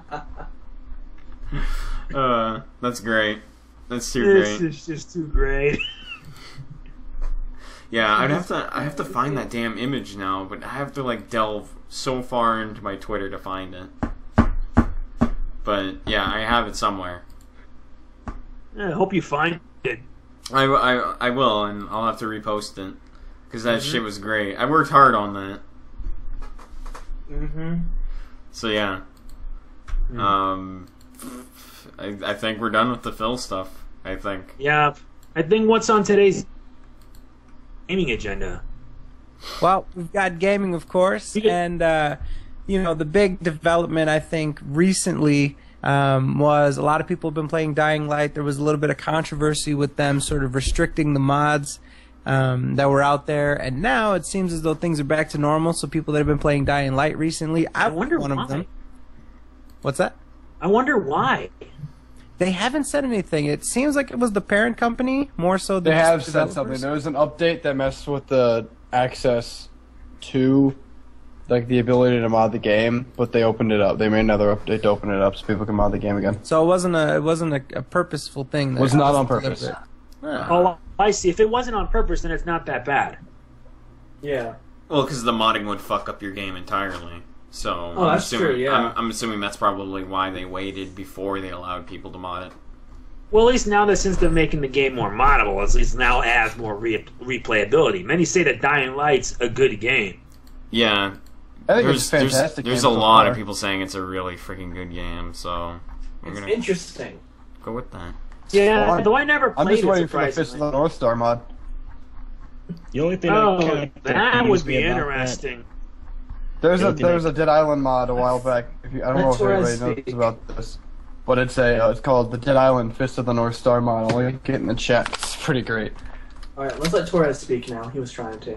Yeah, I was trying to. Yeah, so the only thing is, it's kind of hard because we got Dying Light that came out recently. We're about to get Dead Island 2. You got two big zombie 4-player games coming out. I think it would have been once they just had one come out and have Dead Island 2 come out the next year. It's like, holy crap, there's so many zombie games. It's crazy. That's true. Although, Dying Light is Dying Light. The only thing that really is multiplayer is or 4-player is the multiplayer. From what I remember, you play as a zombie and your friends play as humans trying to kill you or something. Compared to Dead Island, where this campaign is basically the multiplayer. So you have 4 people in your game questing. Well, doing some Dying Light missions does have a co-op campaign. Like, you can play a co-op story mode Really? in co-op. Yeah. Really? I didn't know that. I thought you There's could- also the Be the Zombie multiplayer mode and stuff like that. I knew about that. I didn't know you could have. Can you have 4 people the in there with you? campaign's Though? co-op. Yeah. Really? Yeah. I had read all this stuff on it. I never heard that. That's weird. Very weird. I need to do more research. Yeah, you better do your research. Ooh. Oh, hey, Moogle, shut up! Ooh. At least I have a computer that can run stuff. Ooh. What are you talking about? My computer can run practically everything too. It's running Yeah, this mine podcast right now. Yeah, I need exactly. to get a better computer Mine because can my run- laptop can't run for crap. It's also running this. It's also running this Skype group, and I can easily eject you out of it. Ooh. I'll be quiet now since you won this fight. Oh yeah, I was about to say, motherfucker, don't fuck with me. Mugo's being a dictator. Moogle's turning into something. Run! He's putting into the hole. Need to get a better computer so I can run more stuff. My laptop can't run shit. No, I'm kidding. I wouldn't abuse my privileges like that. Uh-huh. Oh, shut up, Fred. Hug box. I think you probably abuse your power if you were drunk. Dark side Moogle. Like if you were just Moogle wasted. smash. If you were just drunk or wasted, you probably abuse your power, be a dick to everybody. Oh That's the my only way I gosh. can see it. Well, I'm looking through my older tweets, and this is actually kind of funny. I remember this tweet that I made, and this has nothing to do with gaming at all, but it's pretty funny.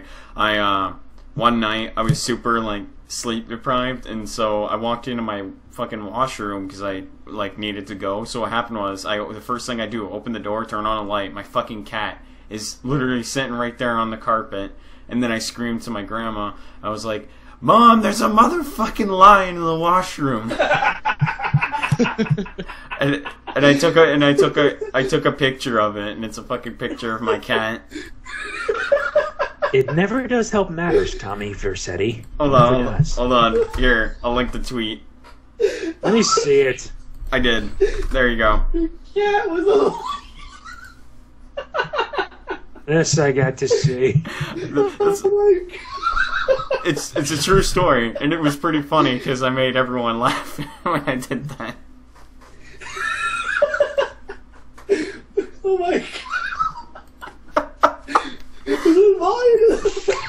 Jesus Christ, somebody's dying over there. So Wow, funny. Senpai. It doesn't do anything. It's No actually comment. like- The cat was just sitting there like looking at me. Very cute. I have two cats. That's just the Oh big my fat God. lazy Oh, one. someone in the Why? comments, Shagat says that Evolve's the biggest effing offender of releasing an unfinished product. Well, I've already been hearing all about the news with Evolve and having to release season passes and everything and whatnot, and the controversy about it is just ridiculous. Though at the same time, I can actually relate why they have to do all the season pass and stuff, because they have to like spend a lot of money just to they can make ends meet. Because I've been hearing a lot of YouTubers talking about the whole Evolve, the season pass thing, and the microtransactions. It's just absurd still. Oh yeah, definitely. Yeah, I even heard Boogie2988 talk about it, and I'm starting to actually understand it. But there's like two sides to everything, and I can't even decide. I don't know if I want to buy Evolve. I'd rather buy games that provide the full package instead of something that's incomplete like Destiny. I'm still upset over Destiny. I still am. The majority of the Evolve DLC is just skins. Yeah, which is pointless. Yeah, I understand that, but it's just like at least Still it's- manipulative. God damn it, dog. Microtransactions better not be in Mortal Kombat X, or else I'm going to be angry, because I am looking forward to Mortal Kombat X. They confirmed that Jade's not going to be in the game, but Katana's going to have Jade's moves in the game. I don't think they're gonna be microtransactions. I hope not. Though they are going to be having more characters and I believe a combat pass, though I do believe it's like with MK9, which is a good thing. I'm looking forward to There's seeing nothing what they wrong do with with. microtransactions if they're not used to make the game harder for people that don't want to spend the money on it. Microtransactions can suck But- my fucking dick. Well, at least Like just Nintendo buying did a better- skins and well, stuff at like least that don't really affect the gameplay at all is fine. But having at least having you Nintendo like does a pay better for job something that at makes the you like DLC. much more powerful than everybody else isn't fair. The problem with It's a better Evolve. job. See, you know how Mario Kart 8 with the DLC, they did DLC right. Because if you bought both packs, you get something extra for free. Yeah. Yeah. Not a Yeah, fan Jay. of DLC. I like the old school days of expansion packs. Yeah, like with TIE Fighter, when you have to actually buy the pack and then install it. I like the old school shit where you unlock shit, and then you Yes. get rewarded for doing such a Yeah, whatever happened to that? Yeah, Wait, if I'm guess hearing all that correctly, went the way of is, the dodo. if I'm hearing, isn't The Witcher 3 gonna have free DLC for everything? Yes, they're going to have free DLC. That's a good thing. Yes, very good thing. Yeah. Yeah. Jesus Christ, someone in a truck or something? They get stolen away? Not me. Alright. Not me either. Everything's quiet, though very cold outside. Probably AJ. I imagine people waiting online right now to get the new Nintendo 3DS AJ's XL. walking in the park right now. Oh, that's right. The new 3DS XL. I have wanted to ask, get one. why in the hell does Nintendo not release the regular Nintendo 3DS? I like the face plates. They're not going to For until reasons. I don't understand what the hell they were thinking Processing with that. power. That face tracker system, dude. Shut up, Pascal. later. The amiibo. You know what? That new 3DS. You know I collect amiibos, and I already showed off pictures of it. And I just got my hand yesterday of Shulk, and today Meta Knight. I got 20. I got Shulk today too. I have more amiibos, like 20 right now. All I'm Listen, missing is ladies and nerds. Villager. Nerds. Nerds. Of course, it's Villager. He's going to be impossible to find. He's worth $80. You can always import it in Germany if you're lucky, because Germany, they have it everywhere. Germany. Here I am with a Mario and Rosalina amiibo. I have two Rosalinas. If you mention Rosalina, please do not mention you know who. Oh, funny you say that. Funny you say that, actually. Hey, Fred, you want to give an announcement for us? Why, sure, Mr. Moogle. We are actually going to be speaking with, well, we're working on it. It looks like it's going to happen, but I can't confirm anything yet. But we are in the process of getting Mario to Plumber on the podcast next week. Yep. Oh, this seriously? is gonna be good. Yeah, we're working on that. I'm gonna find out if he likes booty. He wants that Rosalina booty. Well, why did you have to buy so many Rosalinas that badly? I only need one, and I was lucky to get one. What was his reason again? I forgot. So people won't get it, or? That's what he claims. That's what his persona claimed. Okay. He was trying to sell them, I think, on eBay or something for more, because he was trying to cause a demand. I consider it ridiculous. Yeah. I barely got a Rosalina. You know what's funny? Every time I watch that video, I always read the comments for a good laugh, because some of the people in there, like, it's not even the people that are being settled. It's the people that are telling him, like, go kill yourself, you piece of shit. There's kids that buy this shit. They're like literally threatening him and stuff. And I just love reading those comments. Stupid. I find it stupid. 'Cause there's no point in just threatening the person. Yeah, and it's like, Big Willie Come Whoop, on, it's not meant to be taken seriously. Big Willie Whoop, he bought 200 fucking Rosalina amiibos. Just make fun of him for it. He gets easily butthurt because of that. I mean, he's a troll that easily gets mad over people making fun of him because of the Rosalina shit. I mean, just roll with that. I mean, yeah, you roll with it. Nothing more you could really do. I mean, you can't like tell the guy you're an idiot, you're wrong, you know, you shouldn't be doing shit like this. It's like, if it's his choice, let him do it. I mean, it's not hurting anyone. Yeah. He's only hurting his own wallet by buying all that shit. So they can call him stupid. I paid $20 for my Rosalina because I got it online when they announced it. Yeah, like I said, it's really no reason to go and tell him like to go kill himself and shit exactly. Like that. It's just really isn't worth it. Yeah, he bought 200 amiibos. He wasted, I don't know, God knows how much money on that shit. A couple of thousand? Yeah, like who fucking cares? Nobody complained when Marth was like hard to get. I got my Marth as a Christmas present. Wait, how many does he have? Over like 200. No, he has like 200 apparently. What an idiot. Yeah, that's right. I mean, I have two Rosalinas here, and I'm trying to get rid of one of them because I can't keep both of them. Well, just like maybe trade it with someone for like a different amiibo, because I'm trying to look for many others. Yeah, I'm thinking about trying to find a Lucario. My friend of mine's gonna help me get one imported next month because he already got me Meta Knight. Meta Knight comes out in stores the 20th in Best Buy. Well, he got it imported. Oh, fucking Nomad! God damn it! What did Nomad do? I do. Yep, see? Nomad knows what's up. Well, the bad news, I gotta wait for the 21st just to get Ike, because GameStop are like delayed it, and I believe personally Nintendo's to blame for all this amiibo stuff. Yeah, they're making some harder I think we're the ones to blame. We bought the fucking things. I don't know, I didn't really buy that many amiibos. I just saw the Rosalina one, I saw the Mario one. I only bought 10. I'll buy them for shits and giggles. I'll buy them for shits and giggles. I just buy one of these just to collect them all, just for the heck of it, because they just look really. I only bought Rosalina just because I'm like really enjoying playing that character in Smash. So I'm like, I gotta pretty soon level them up when I play the Wii U version. I gotta go through extensive training with every single one to reach level 50. God of Madness just asked, by the way, any recommended Wii U games? Oh God, there's actually quite a bit in the library you could play. I made a top 10 of like recommended Nintendo Wii U games for this year, with Bayonetta 2 being number 2. Oh shit, real high up on the list too. Yeah, because there's like also like a lot of others, like Shantae and the Pirate's Curse, Shovel Knight, Donkey Kong Country, Tropical Freeze. Yeah, there are so many other games. It's just Mario crazy. Kart 8. Only problem with that game is that the battle system for the online is like butchered. They butchered it. Let's see. Monster Hunter 3 Ultimate. Monster Hunter Monster 4 is Hunter coming 4 out soon. Ultimate's coming out the same Yeah. day as a new 3DS. Yeah, and then Which you is got tomorrow.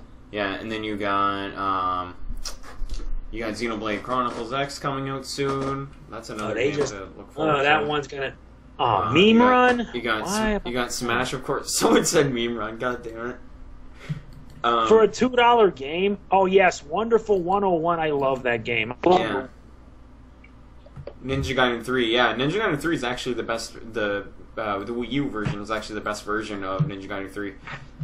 So. I agree. Despite the fact not many people seem to give it a time of day. Yeah, I actually was gonna go and buy that, and I was like, kind It's of actually skeptical really on it. cheap. Yeah, it was like $10 where I was. I was gonna buy it, and I was kind of skeptical on it. I was like, this might be the worst version. And then like I looked it up, and it's apparently the best version. And I was like, well, shit, I lost all my opportunity. So I'm hoping that maybe chances out there on Amazon. Hopefully, I could get it for super cheap, which I'm sure I can. So I will. No, you can. Platinum Games never disappoints. Yeah. Oh, But yeah. Legend of Korra, that's a PS3 game. PS3 Korra's not PS4. bad, but it's No, not but good. they're made by. Okay, out of 10. That's a very mad game from what I heard for a Mad $14 House. game. It's there's people saying that it's very bare bones for what it is, even though it's a platinum game. For a $14 game, it's like it's got content in it, but there's at points where the game gets too hard, and sometimes like you feel like you're not really doing anything, and I don't know. It's like it doesn't seem like the game has too much replayability. Basically, It it does. doesn't has nothing to give. Yeah. Well, Like that's it's good the first time through, and then like after that, it's just like I don't want to play it anymore. So It's just meh. yeah. Go on. I was trying to think what I was going to say. I'm trying to remember. Oh yeah, the one thing we were talking about DLC a while back, and the one thing that really made me happy was Nintendo's way to get like people to buy both Smash on the 3DS and the Wii U version. I mean, they gave away like 2 soundtracks, and then they gave away when Mewtwo comes out for free. I believe that's what they were claiming. Still waiting on Mewtwo. Yeah. Yeah, Funny we'll get him actually.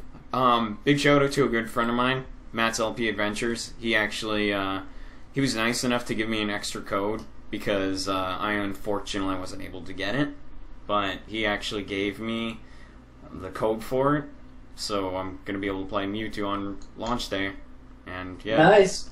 yeah, and he just gave me, and he's like, "Here, take it." I mean, I don't really need it, and I told him like I couldn't really like get him anyway because my 3DS was linked to my other Club Nintendo account, so unfortunately I'm not gonna be able to get the soundtrack nor Mewtwo. But he gave me the Mewtwo code, so I'm not really missing out on all that much. Nice. It's not based on what your 3DS yeah. is linked to. It's based That's on pretty cool. what you linked your Yeah. Smash Bros. Code to. Yeah, it's Speaking- pretty damn awesome. Google. Speaking of Nintendo, by the way, didn't interrupt you. Sorry, what were you gonna say, Paz? Did you link the Club Nintendo code you got with Smash Bros. To 2 different accounts? No, I 'Cause had. You should have gotten a Club Nintendo account, like a Club Nintendo card with your Smash Bros. Game. I bought it digitally. Oh. Yeah. And Yeah, I it, was, did it too. was linked to my account. It was linked to my other account beforehand before I made a new one, because I forgot my password in my other one because it was a really old account. So. Duh. Duh. Duh. Kid Icarus Uprising. Oh god, I love that game on 3DS. There's people saying that they hate it, which makes no sense. I think that game is fucking awesome. I agree, it is. Yeah, it's a really freaking good game. I had a lot of fun with it. It actually got hard at some parts, but I was really enjoying it for what it is. I like that Smash implemented the whole balancing thing from Uprising. I thought that was pretty neat that they did that. Same. Yeah, but really good game. Fire Emblem Awakening, another really good 3DS game. Why are we talking about I 3DS look games? I thought we forward- were talking about Wii U games. Yeah. Nintendo. I'm waiting. Yeah, speaking of the Wii U game, Splatoon. Though I hear no voice chat, that's not going to make a lot of people happy. Yeah. Seriously? Yes, Yep. seriously. How people are gonna? I wonder how people are gonna feel when they play Smash on the new 3DS. Are they gonna break the knows? circle pads on those bad boys too? Maybe. Hopefully they're better quality. I don't know. They use the same quality build on every other 3DS, so I wouldn't be surprised. Yeah. What are your most anticipated games? Let's get the run through here. Can I go first? Yeah, Sure. go ahead. Go right ahead. Okay, let me see. Mortal Kombat X, Batman Arkham Knight, Metal Gear Solid 5. What else? I'm kind of anticipating Dead Island 2, even though I only played a little bit of the first one, because I'm pretty sure the sequel's gonna be better. And what else? Bloodborne. Oh yeah, Bloodborne. Yes, Bloodborne. Uncharted 4. And the new Zelda game, because I'm thinking about getting a Wii U soon. Oh shit. Uh-oh. Yeah, Nintendo World Order. Oh god. I'm just playing. A lot of PC. He sizzled, that's right. Oh yeah, I'm getting that. I'm getting the piece and a brand new, probably build a PC in a couple soon. So we'll see that soon. But I don't know. Witcher 3 probably. But the only thing about it is I kind of want to play it on PC because everyone says the game's better on PC than consoles. Of course. But that's it. That's all I can think of. If y'all name y'all list, I'm probably gonna be thinking, dang, I should have picked that. But whatever. Well, there's a lot of games on the Wii U that like kind of how do I say it? There's a lot of games that would mostly party games that kind of would pique a lot of people's interests. So I wouldn't really say that it's like a console on your own whim that you can play on your own, maybe for like Bayonetta 2 and all that. But if you like want to play games with your family or whatever, like play Mario Party, play Mario Kart 8, which by the way I'm looking forward to, Mario Party 10, except for the stupid shit that they did with all the boards now, but I'm not going to go into detail about that. But you got Mario Kart 8, you got Smash, like there's a lot of like party games that you can play with your family, and even you can play those games by yourself and you still have fun with it. And that's the charm about Nintendo. Unfortunately, Nintendo is not doing so hot themselves, but that's a whole different story. Yeah, a lot of that is for another day. Yeah, a lot of that is from their decisions. yeah. And SOK plays Creator Mario Program, Party which is an epic fail. Yeah, SOK plays Mario Party 10. Maybe a PAX one day where we just sit in a hotel room when we play Mario Party 10. How about that? What do you think, Hey, Fred? there you go.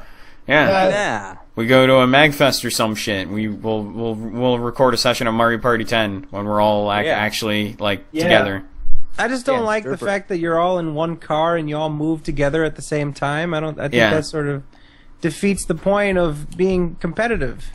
Yeah, We're all in this together, guys. we're all in this together. I To know, mention like, if that pack stuff does go down, we got to get women. Yeah. we gotta get women. Play Smash Yeah. Wii U. Oh god, that's okay. Play Smash Wii U. That would be pretty chaotic. Oh, dude, I'm willing to do that once I get my Wii U back. I'll yeah, do there's- it. I'll bop you with Donkey Kong, no problem, in HD. Too bad his punch is really fucking slow in that game. Well, fuck it. Oh, I'll still bop you. Handicap bop. Oh. SOK plays Mario, not Mario Party, Mortal Kombat X. Oh god, that would be insane. Oh, Yep. I'm actually gonna buy that soon. Probably, I'm either gonna pre-order or just watch reviews. I don't know. I'm just gonna pre-order it. I might know. get it on Just the pre-order PC. it. Yeah. You get the Golden Scorpion, dude. Oh yeah, the Golden Oh. Scorpion. Oh god. Damn. I just remembered something. What's up? So, like 2 days ago, I went to GameStop because I was going to try to see if I can trade in some of my old stuff to get, pre-order or put money down, or just to get money for the new 3DS. Uh-huh. And I'm starting to dislike GameStop now because of this, what happened. So, I stopped going to GameStop. You might as well just go to Amazon or Best Buy or eBay. or something. That's what I've been doing actually. I've been going to Amazon instead of going to because taxes here are a pain in the ass. Taxes here in Canada, they're fucking retarded. And yeah, well, yeah. Anyway, go on. I went in there and I said, "Are you guys still doing pre-orders?" The guy was really rude to me, saying, "No, we're not. We stopped yesterday." So I was like, polite, saying, "Okay, that's fine." I was like, "Okay, can I maybe put down all this stuff and get store credit so I can put it on a card and buy one online through your store?" The guy turns to me, looks like I'm trying to murder him, and says, "No, we don't have them online anymore. We took them down." Well, he probably heard about you roughing off that old dude in the dentist office. You didn't want to have problems. But what happened after that is I went outside with my friend. My friend and I were just chilling out. Pull out my phone, start looking at the GameStop website. I click the new 3DS thing, and it says right there online, "Buy new, $200." I'm looking at my phone that bitch lied to me. What an asshole. I was so pissed. Yeah, like I said, I'd rather just buy my stuff off Amazon, whether it takes longer or not. I am not fucking, at this point, I'm tired of going to, I'm tired of going, because it's hit or miss. You go to a store, if they don't have what you want, you're like, fuck it, I'll just buy it online. Yeah. Because sometimes they'll run out, you're better off just buying it on Amazon anyway, because they'll always have it in stock.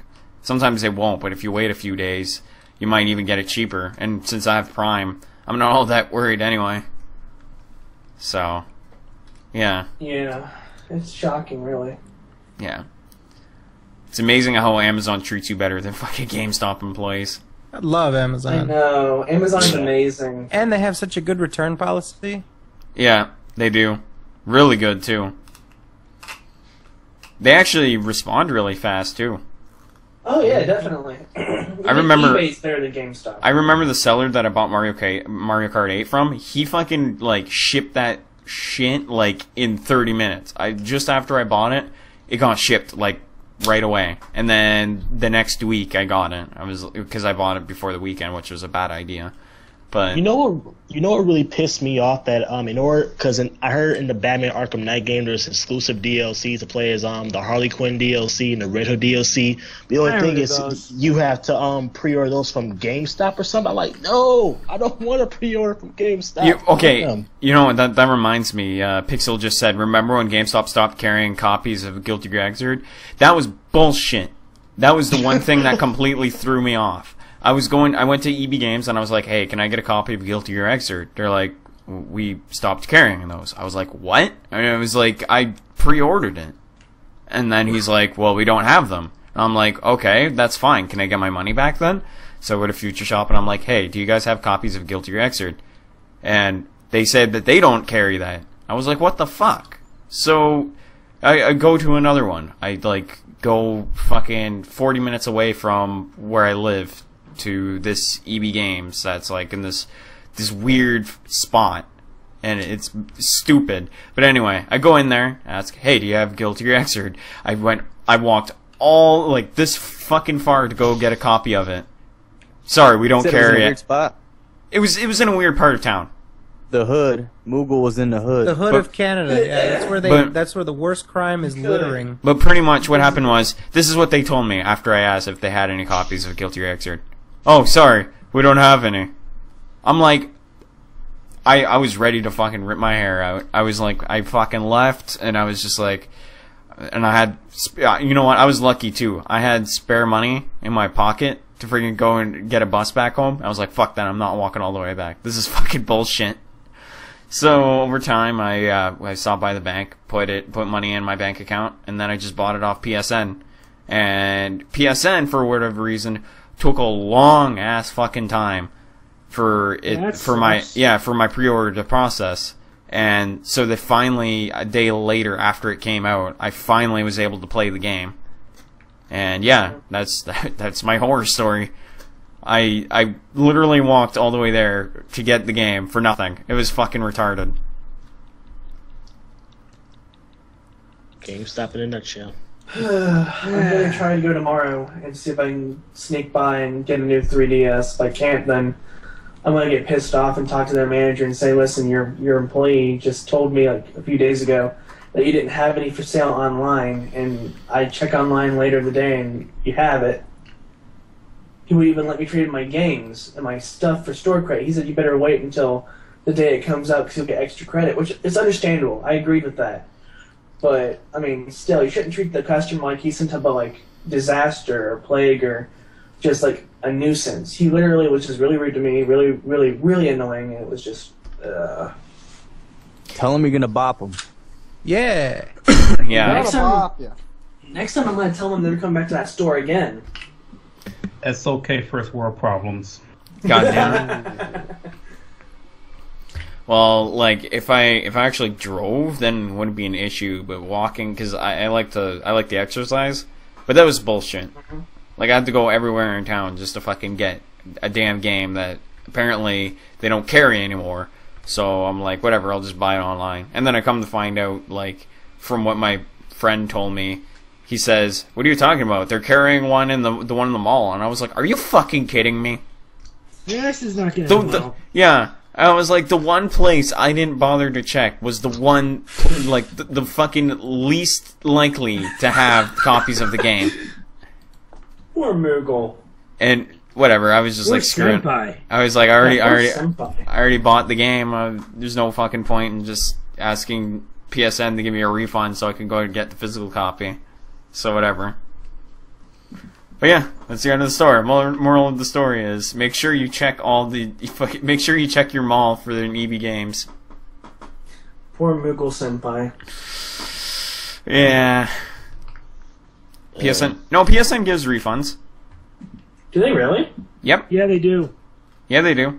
I got a refund from them not too long ago when I bought Tsune Miku Project Diva F for Vita by accident. Because I thought it was the PS3 version. And I'm a dumbass. So I got my $30 back. And then I bought the actual, real one. I had to wait a few days, but yeah, I finally got it. Yeah, they give refunds. It just takes a bit. That's still cool, man. No, they gave me a refund here. I just called them. I just called them and they said sure.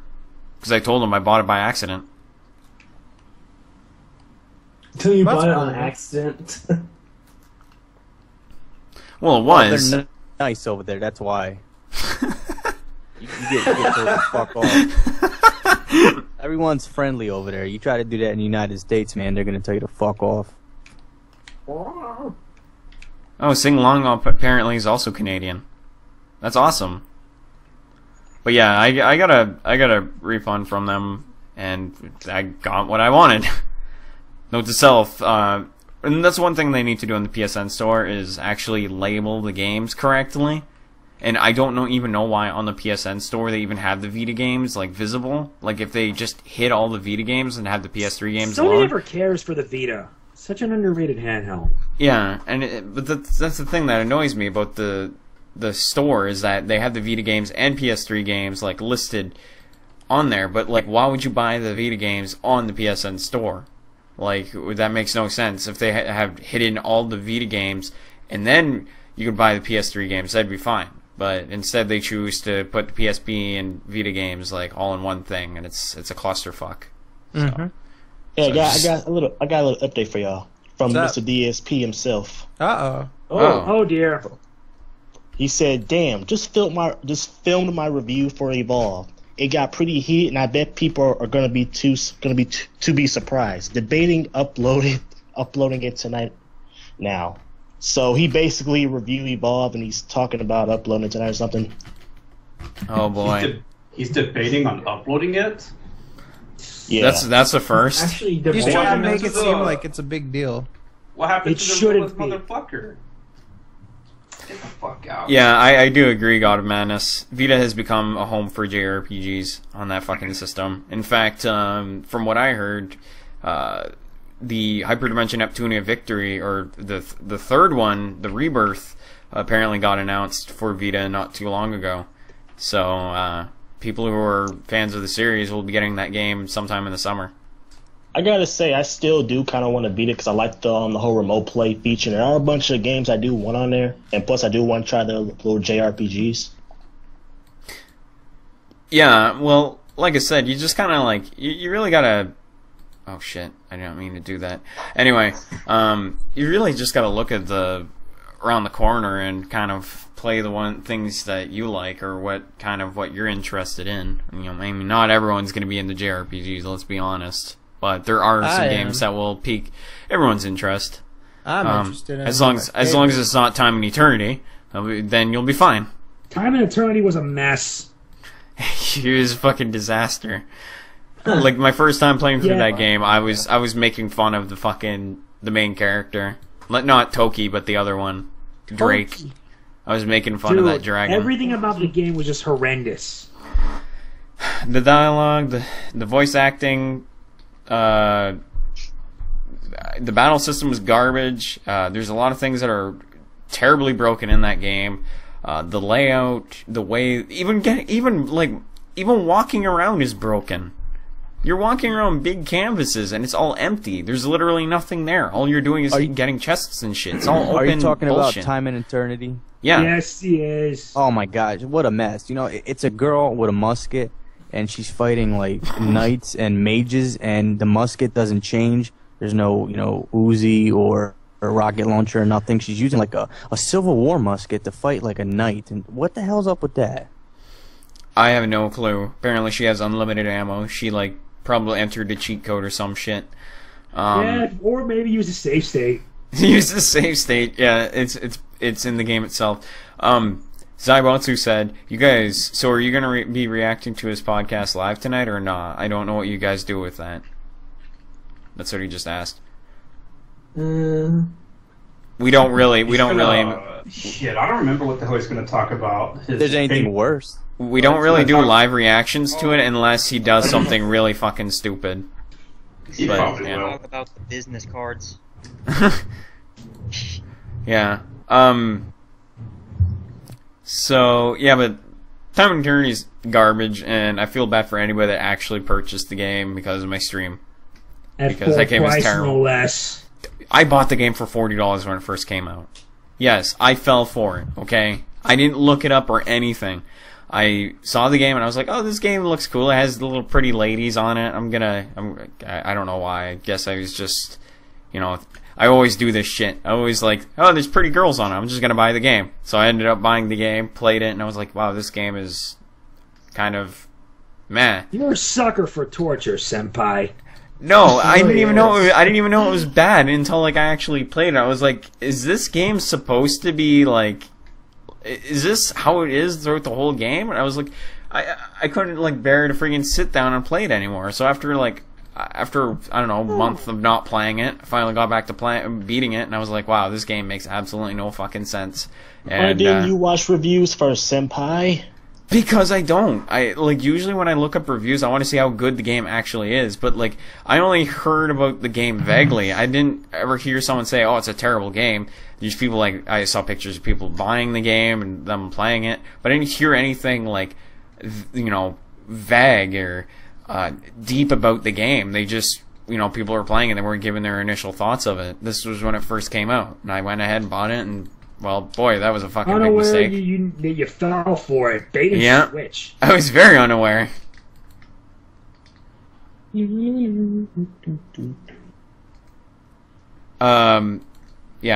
that's pretty much it. You were gonna say something, Fred? Well, I got something. Any of you nerds excited that Spider-Man's joined the MCU? Oh, hell yes. Oh, finally. I can't believe Sony and Marvel finally made an agreement. They had to after Amazing Spider-Man 2 bombed last year. I actually liked the first one, to tell you the truth. It was actually, the first one was alright, the second was not, and I never saw the second. Yeah, don't waste your money on the second movie. I hear you.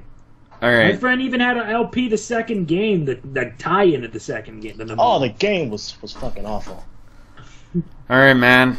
Well, we appreciate you coming on. We got our next guest coming in. So indeed. I thank you for that, senpai. No problem, man. It was awesome having you around and talking to you again. We'll keep in touch, dude. Indeed. Thanks Alright. again. You have yourself a good night, man. Hope you enjoy the rest of the podcast. Indeed. See you later, dude. Peace out. Later.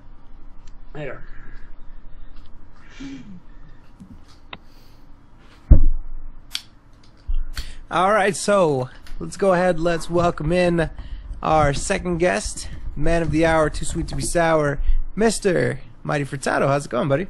I'm doing good. How about you guys? Not too bad. Good. What's going on, man? How are you doing? Not been much. a while. I'm pretty good. It's been a while, man.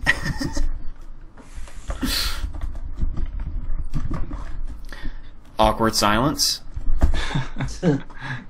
Come on, guys. It's Chris. All right, fine. I guess I'll lead. So, Chris, obviously, like we said, it's been a while since we talked to you. What have you been up to, Ben? Not much really. I've been working, like anybody else does, pretty much, except for certain somebody. You guys know who. Who could that possibly be? I don't know. If I say his name, he might come after me. So it's his name should not be said. Oh. But you know, I've been working, playing games here and there. Yeah, that's about it. There's really nothing much to do, especially this winter. Rather just stay at home, hibernate, you know. Oh, I feel you, man. Yeah. Hibernating. You playing any good games lately? The last like big release that I played was Dying Light. Played on PC. It wasn't too bad. I enjoyed it. Obviously, if you like Dead Island, it's a recommended game to pick up. But the ending, I don't know if any of you guys have played it. It's pretty shit. Don't spoil it. I'm literally I'm about not. to play it tonight. I'm not gonna spoil it, but I don't know. It's something I don't agree on. But the game's all right in general. I enjoyed it. So yeah. Is it more like a kind of like a junk food game where the story is inconsequential and it's just kind of like a mindless beat 'em up sort of thing? I don't know, like the story to me. Like I never completed Dead Island 1 and what was the second one? Epidemic. Dead Island Epidemic. Riptide? Riptide, that's it. I never completed either of those games, and I'm not too sure how well the story was in those games either. But like the story in this game is pretty much general. It's a general story. Like the big focus about this game was the parkour element, and it's actually pretty cool.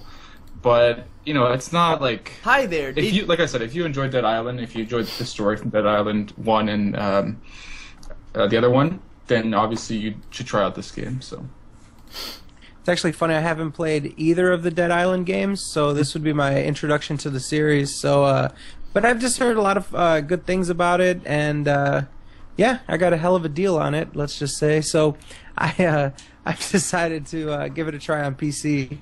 How is it? Is it kind of demanding on the PC? Or?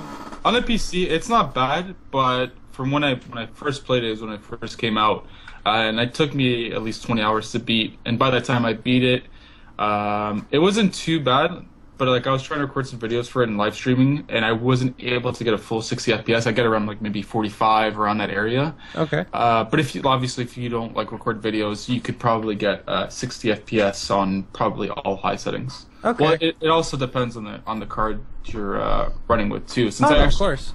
Since I recently just built a new computer, it just poor optimization on it. So Gotcha. Yeah. Well, I mean, I'm running a 780 and a 4770K, so you know, I'm used to getting at least 60 with the Ultra, and I also use VSync since I use it on TV.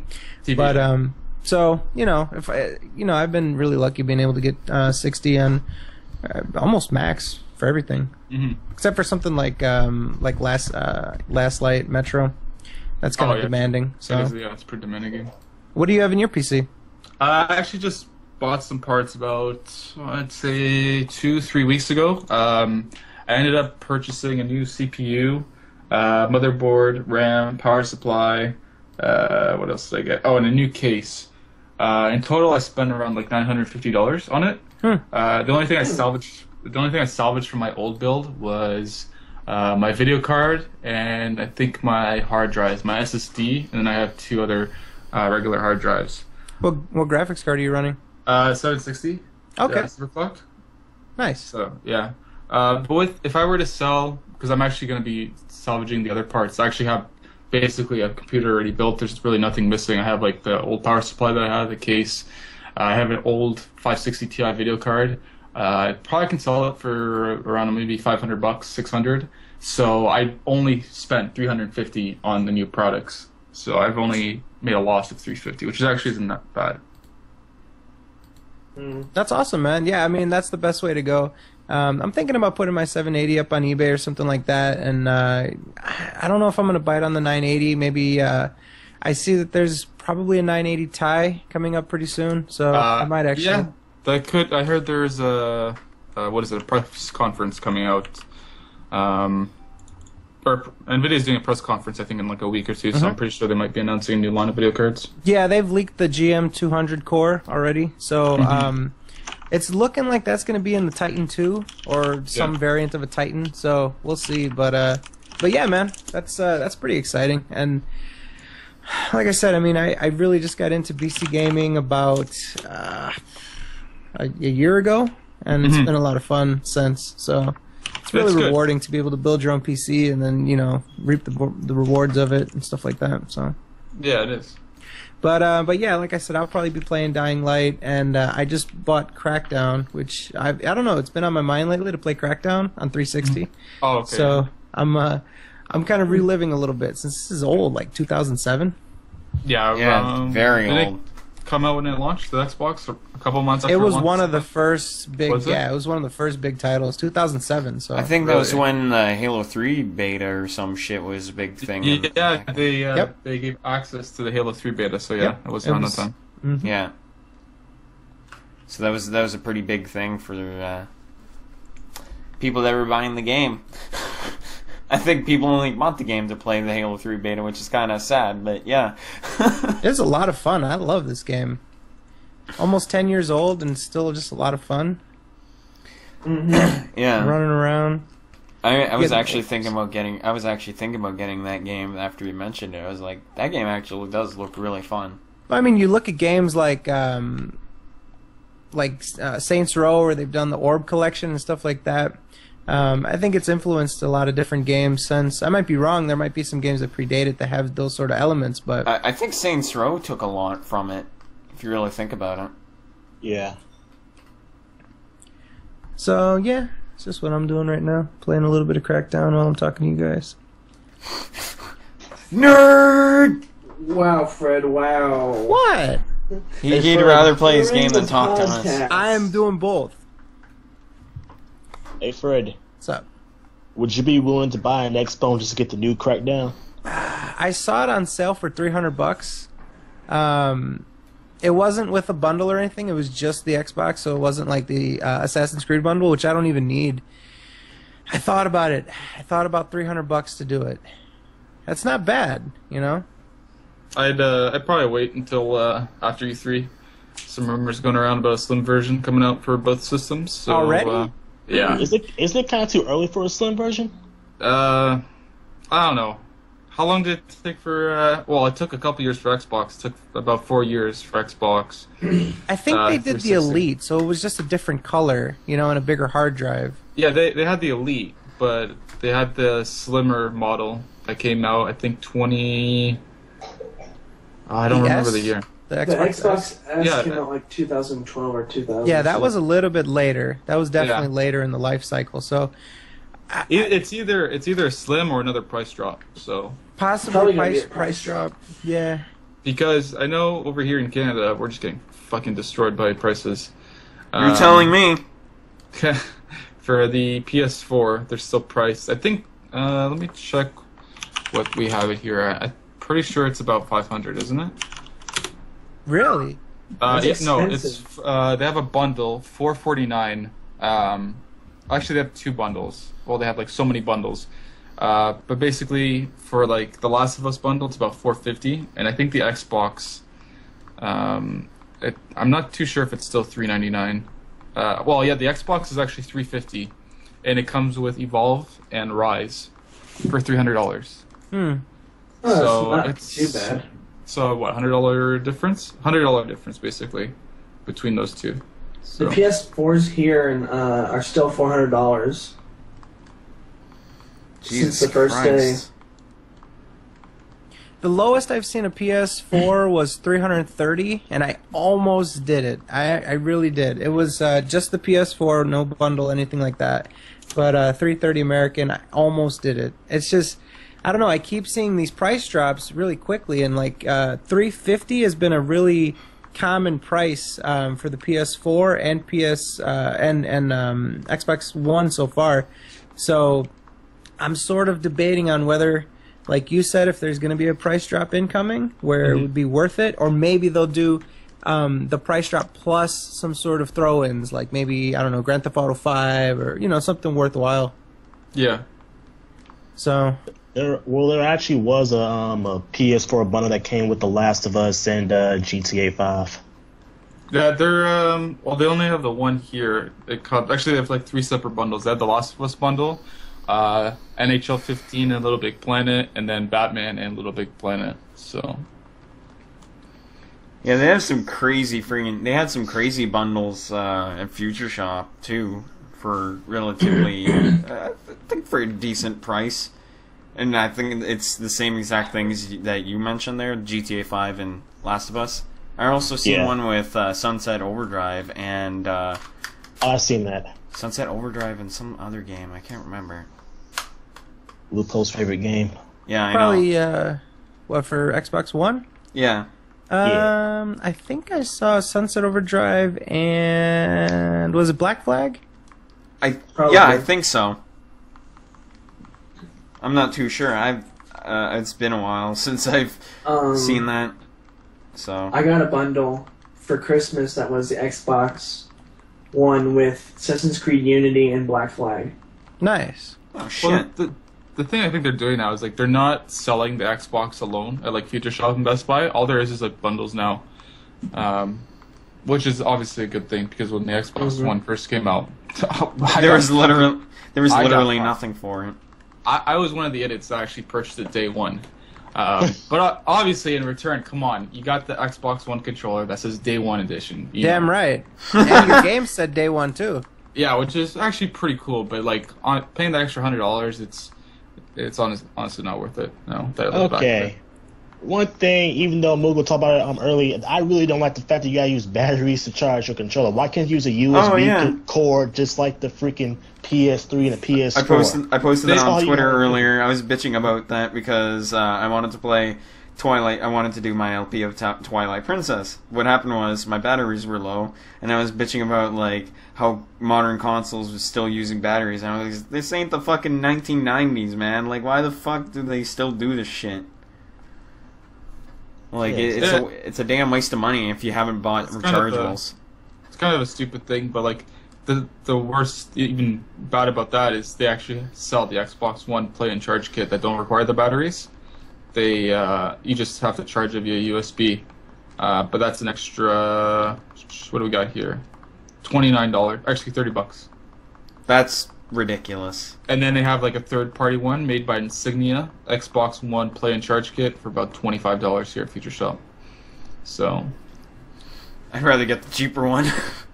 Well, like for me, I don't mind it because usually I go to Costco and buy my batteries, and I get like a case of 50 for like, $20. So I don't mind it. And I don't even play consoles. I was smart, and 1 year got rechargeable batteries for like Christmas, and I've just been using them ever since. Yeah, even that's not bad, but like it's kind of sad that you kind of still have to use batteries when like Sony, even with PS3, they didn't even require batteries. You just charge it via USB, so it's kind of stupid. Yeah. It's still kind of annoying though, like, because sometimes the battery life, even on the PS3 controller, don't last that long. Mm-hmm. So yeah, but at least you could plug in your USB cord to the PS3 or PS4. You can still play it. Yep. Yeah. That's the one beneficial thing. I'll give it that, and that's why I really like it. So. Well, yeah.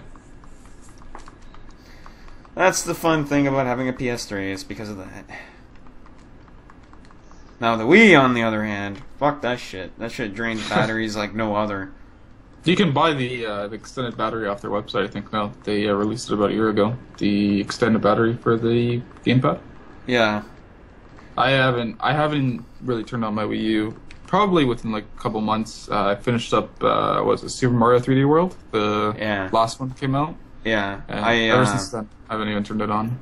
Funny you say that because I'm actually playing my Wii U right now, and my fucking gamepad's dying. Really? Yeah. Yeah, the battery life on this thing does not last that long, to be completely honest with you. but I don't really play games for that long. Like, I just noticed after, like, maybe a 2-hour session, I'm, like, down to half already. Really? Wow. Yeah. It's pretty brutal. Yeah. It is pretty ridiculous.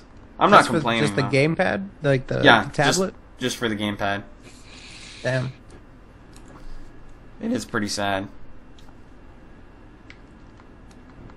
I mean, I got a rechargeable battery, like the play-in charge kit for my 360, and then I've been using my 360 controller for my PC, so I got a shit ton of use out of it, but I couldn't imagine just getting AA batteries all the time for that. You know, it pays for the rechargeable pack pays for itself pretty quickly with the rechargeable battery.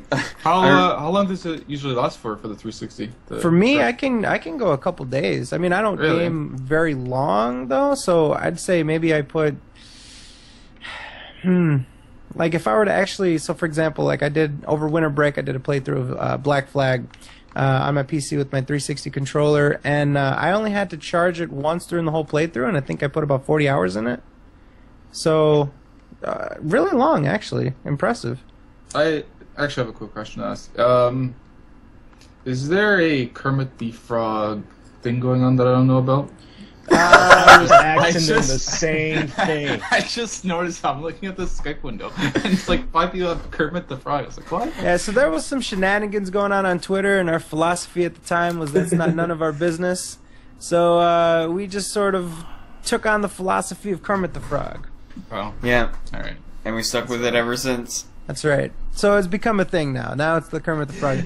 Originally, we all had our avatar as Kermit the Frog sipping tea from that meme. You know, that ain't none of my business meme. Oh, yeah. But then we started to personalize them, and yeah, we all have our own variants now. I win.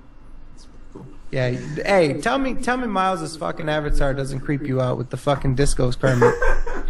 He looks wasted. Oh man! But your Kermit got an AK-47. Well, yeah, he's protecting the squad. He's a team player. But yeah, man, that's what the Kermit thing is about. Just our philosophy for the past couple days. Yeah, it's a good mine. philosophy to have. I just had to fit mine, the Canadian-esque with the scarf and everything. Have any of you guys played Evolve yet? Have not. Nope. Heard about it. How about you? No, I haven't. Kind of waiting for the Game of the Year edition to come out since it's published by 2K, right? Isn't it? I'd have to Google that. 2K Games, so they are publishing it, so obviously they're probably going to do the exact same thing they did with Borderlands and make a Game of the Year edition, so I'll wait for that. But one thing I actually want to talk about, I actually kind of went on a rant yesterday, I'm not too sure if any of you guys saw it, regarding the DLC for the game. And I actually got pretty pissed because I know some of you actually mention this YouTuber quite a while, and the YouTuber is Review Tech USA. Pretty sure some of you guys know who he is. And I actually made a couple tweets yesterday regarding it, and I got pretty pissed off. So the big controversy with the DLC for Evolve is on the Xbox One dashboard, and I believe on the PS4, the total of the DLC goes up to $150.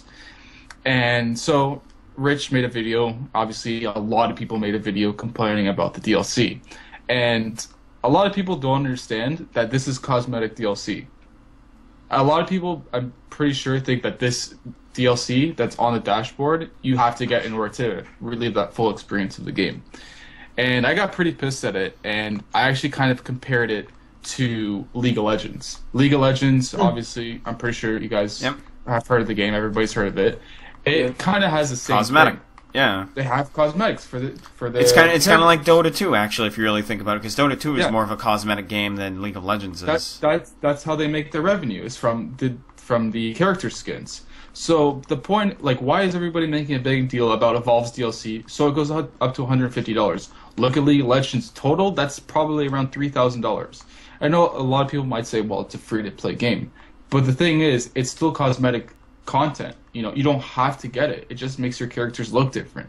So I don't know why everybody was going up in flames regarding this situation. It's just so stupid. And I even made a tweet saying that the gaming industry isn't dying. It's the journalism and gaming industry, because what everybody does now, it's all these clickbait titles. They want money. The whole world revolves around money. So that's what Rich does. And it pisses me off because I know that he's made a lot of videos complaining about the gaming industry, and says this is... He's been making a lot of videos shitting on Nintendo, too. Yeah, and they make videos saying, oh, this is why the gaming industry is dying. It's like, no, it's not. This has been happening for the longest time. You don't have to buy the DLC. It's cosmetic DLC. It's not, nobody's forcing you to buy it. Why are you making a big deal out of it? And everybody knows why. It's because he needs to make money. That's how he makes money. It's from these click and bait titles. And he goes, you know, up in arms. Sounds like someone else we know. Yeah. And it pisses me off because it's like, I don't know, it's just so stupid that people are getting angry over this game, but like they don't do their research and understand this is how a lot of games do their shit now. It's all cosmetic. You know, Dota 2, Counter-Strike Go. Like a knife in that game can go up to $500 and even more. Like $500 just for a knife in that game. And nobody complains about it. And you know, you see all these streams on Twitch of people doing unboxings, you know, trying to get a knife, and people like it. But it's just so stupid and it pisses me off. $500 for a knife? Yeah, because it's rare. Knives are really rare in that game. Fun fact: there's actually a set in Dota 2 that's worth $1,000, and it was because of the International 2. Yep. Oh, it was an Ursa set. Like I don't know. It's like I have no words anymore because it just pisses me off, and like people, I don't know. I think just people are really stupid. Law butter? Yep. Pretty much. Or we can live by the Kermit philosophy, just, you know, stay out of it. Sip our tea. Yeah, that's right. Because why the fuck not? Yes, sir. But yeah, man, I mean, that's a good point. I think that there's a lot of, you know, you see a lot of YouTubers and they need clickbait because, you know, they need to, I wouldn't say leech off of the system, but they need to piggyback off of what's going on. So anytime there's news, they're going to throw up all rant, you know, whatever else, OMG, what's going on. And, you know, it's just kind of the way of the world. And it's the same thing, you know, really, you know, you see the same thing with TV, you know, because now YouTube, it's almost like you have your own little TV station, you know? Yeah. You know, the same thing with TV. You know, you turn on, oh, Kim Kardashian accidentally slipped and fell. Here, news at 7, you know, kind of shit like that, you know. You always have, like, these sort of teasers, and it always ends up being something stupid, but, you know, they gas it up so that it's something everybody, oh, I gotta see that. Oh, she fell? Oh, wow, maybe they got an upskirt over her. All this kind of shit, so, you know. Justin Bieber falls in the toilet. Let's make a news report about it. That's right. Yeah, it's like, I don't know. I feel like reporting nowadays, especially Review Tech USA, there's no point. There really isn't. Like, I don't understand, like, you know, since he has, like, what is he at, 250k subscribers right now? So obviously his fan base is basically like Phil's. It's a bunch of 16-year-olds who don't know better. And obviously when they watch his videos, since he has 250,000 subscribers, they're obviously going to, you know, kind of agree with him because they don't know any better. And it puts a bad image on gaming, the community in general. So it's just so stupid that somebody can just do that and blame the gaming journalism for their mistakes. And that's why Gamergate exists. Oh, but that's a whole different story. Yeah. What are you gonna do? It's like, and if you talk out about it, or you speak up against it, they're gonna call you trolls because they obviously know that they're wrong. But I don't know. They're idiots. Weird times we live in. I mean, it's basically, if you want to get your voice out there, you know, people might not listen, but you have the ability to do so. You know, YouTube, Twitter, all that kind of stuff. So we're at a time now where it's just, you know, you can jump on a bandwagon and then like-minded people will listen to you and you can kind of build from there. You know, and that's what that's attractive to a lot of people, you know, especially like the Gamergate stuff. A lot of people jump on it. I've seen friends of ours, well, older friends of ours sort of move on to Gamergate because it's almost like, oh, that's the bigger fish, you know, sort of people that sort of jump on bandwagons, I guess. They jump to Gamergate because then, you know, they'll have more of a voice, I guess you could say. There's going to be more people. And I've seen people that, you know, were doing DSP criticism or whatever move on to Gamergate, and now they have, like, you know, 1,500 followers or something like that because of it. So, you know, a lot of times it's just about fitting in or feeling like you have some sort of voice for some of these people. So, such is the way of the world, my friend. Yeah, I think for the most part there are people that support that shit just so they can get popular off, like, on Twitter. That's what I think sometimes, because I know one person that went from being, like, against Phil, and then suddenly he's supporting Gamergate, and, like, nobody really gives a flying fuck about him. It's kind of funny. Have you guys probably talked about him at the beginning of the podcast, did you? I'm not too sure. Who? Darkstar Phil? I don't even know why. We covered some current events with. He had like this sort of. He kind of like cried on Twitter, I guess you could say. And then also he's selling his figures and stuff like that. So yeah, we got people up to date on what's been going on lately. Is there something in particular you wanted to address?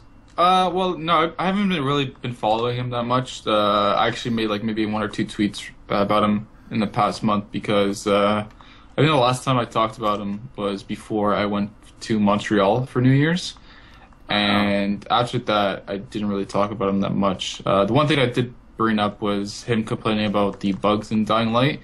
But yeah, I kind of want to like go over his Patreon thing. His perks are just really bad. And oh man, yeah. Feel free. Yeah, I already acknowledged that, but I would love to hear your opinion on feel this. free, man. I think, I don't know if he changed it recently, but I think I saw a screenshot. I think DSP Tex was talking about it or he mentioned it. I think he was going to give away like one of his shirts for, what was it? What was that series he had? It was Project 7. Project 7, yeah. He was going to give that, what was it, also like a shout out on Skype or something? Shout out on like he's going to put like a text screen that'll say like, oh, thanks to my Patreons. Oh, okay.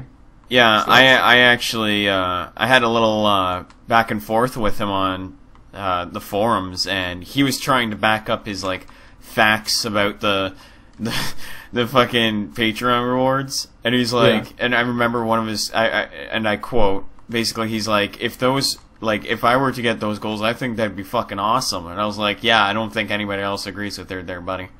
I'm looking at his page right now, and it says like pledge $80 or more per month, and it says something about personalized video, roughly 20 to 30 minutes in length. You'll be submit questions. Own personal edition asks the king of the way. I will give a personal shout out during one of my vlogs. So basically, if I wanted to support him and I wanted to choose $80 perk, in return, I would get a 20 to 30 minute video, and I can ask you personal questions. Yes. Like I don't understand. Like I want to pull up another Patreon, and I'm pretty sure a lot of you follow. What is it? That's kind of bullshit. No, Kind of Funny Games. The 4 guys that left IGN. Greg Miller, I forget the other 3. Oh, those guys. Colin Morty, Nick Scarpino, and Tim. So yeah, they left IGN and they decided to make their own website. And their Patreon right now is about $20,000, $710.82 per month. So yearly, let's round that to 2,700 times that by 12. Yearly, they're getting about $250,000 from their Patreon. Jesus itself. Christ! So looking at theirs, like it kind of mind boggles me. Like, why doesn't he kind of look at other people's Patreons and kind of go to make his a little better? Because he expects other people to do that for him. That's the thing. Like, he doesn't understand. Like, there is a reason why these guys are going to be making $250,000 alone just from Patreon. And obviously, it's not $250, full out, because I'm pretty sure Patreon takes a cut of that.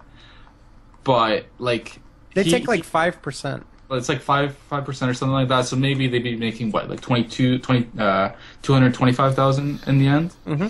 So like, and I'm pretty sure some of theirs are actually pretty good.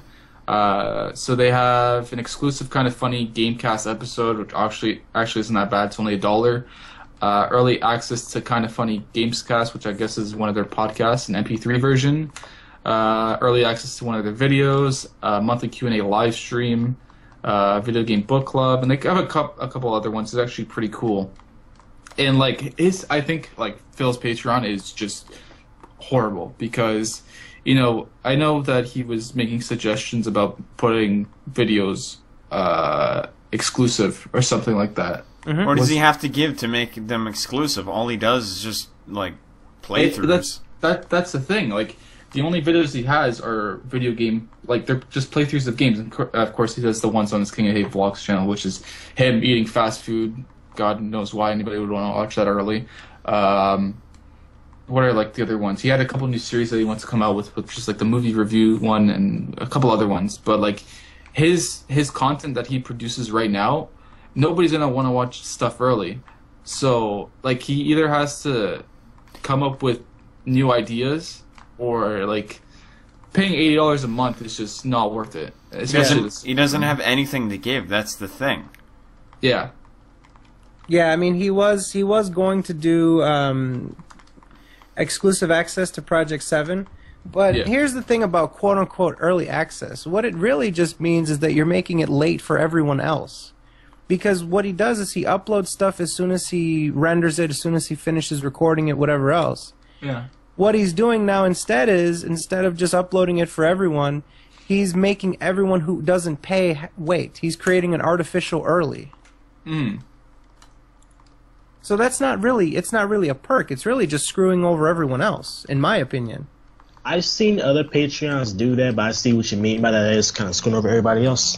Well, especially because of his style. His style is release it as soon as he finishes it. So, in my opinion, it's a bit different than how how other people are, because is. Go ahead. Oh no, I'll let you finish. You can finish. I was gonna say that I know a Patreon like that.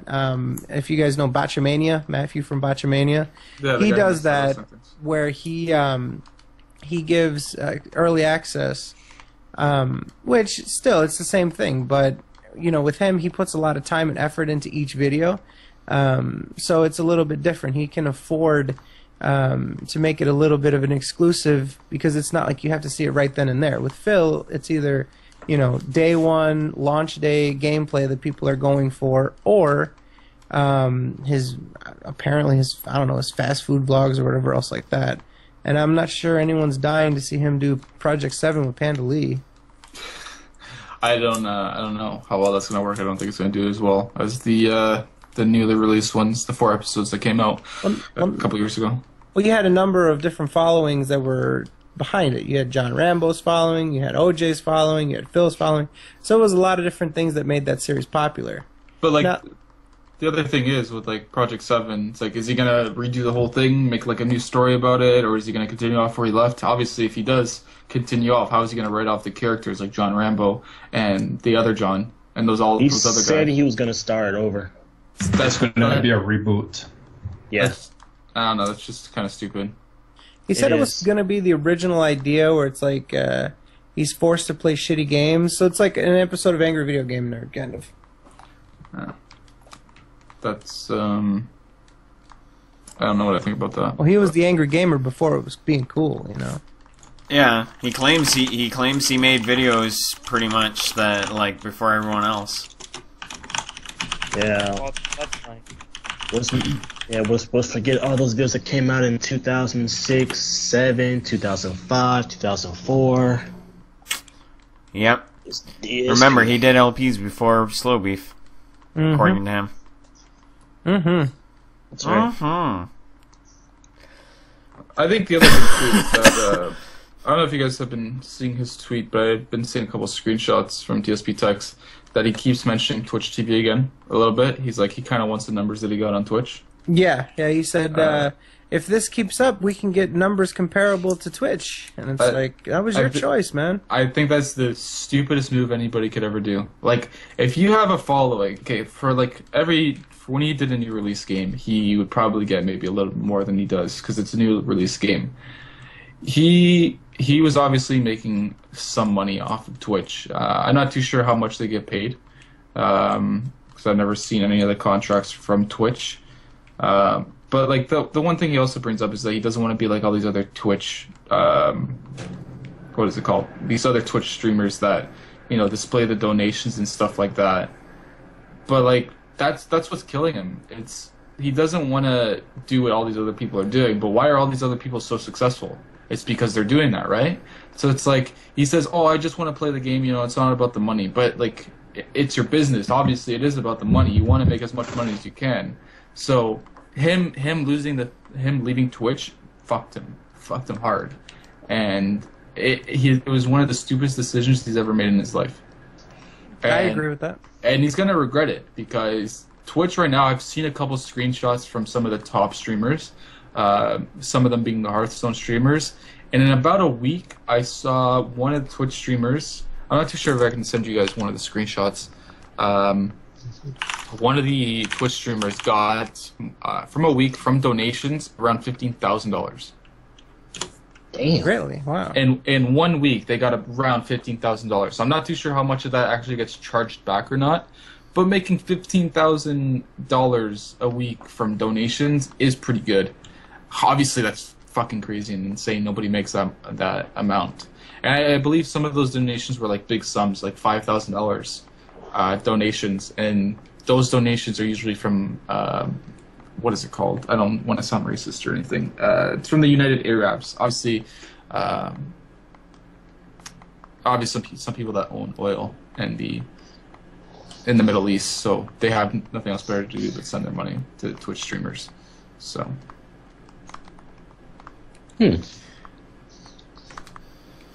That's understandable. I think that's pretty damn crazy to make that much. I actually know someone who is a partner on Twitch, and he said he makes a moderate amount of money from what he told me. I mean, he doesn't make crazy amounts of money. Just off subscriptions alone, he makes about roughly maybe $100 like every 2 weeks that he streams. That's not bad.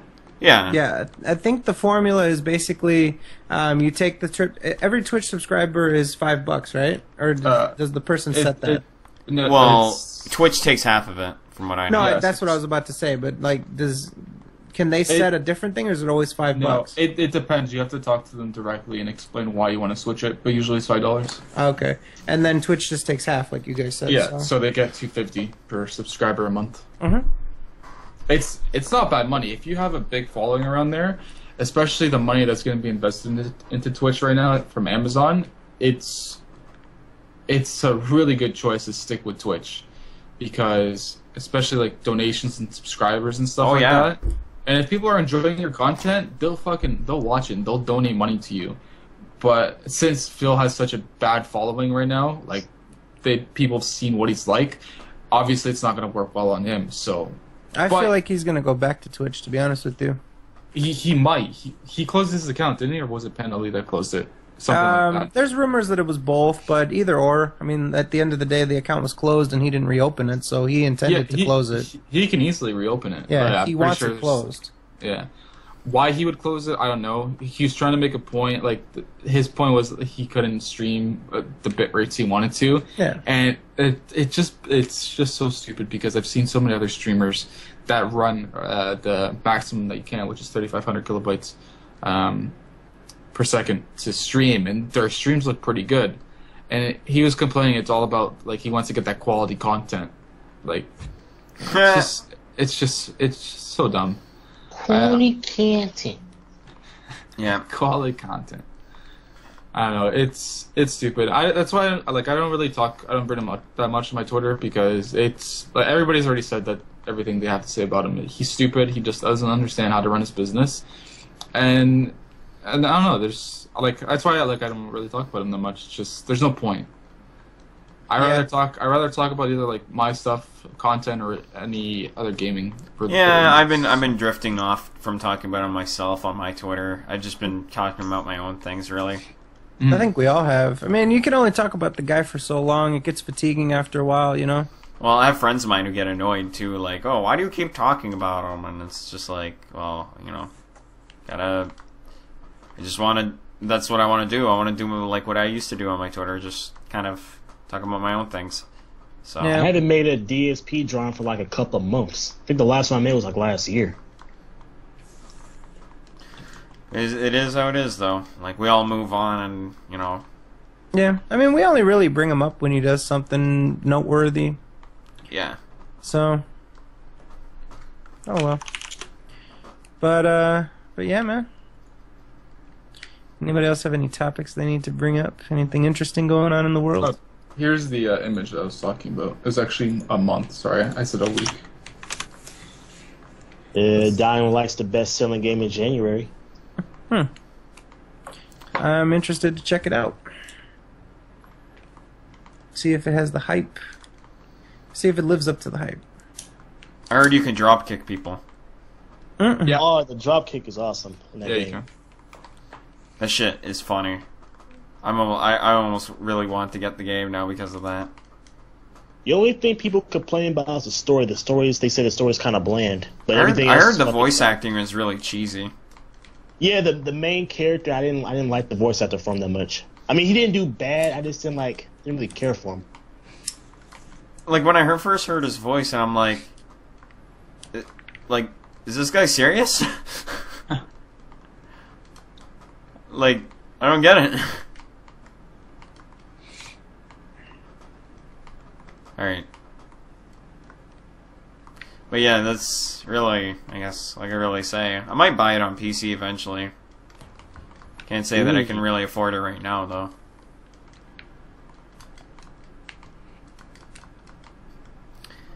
Yeah, I guess that's pretty much...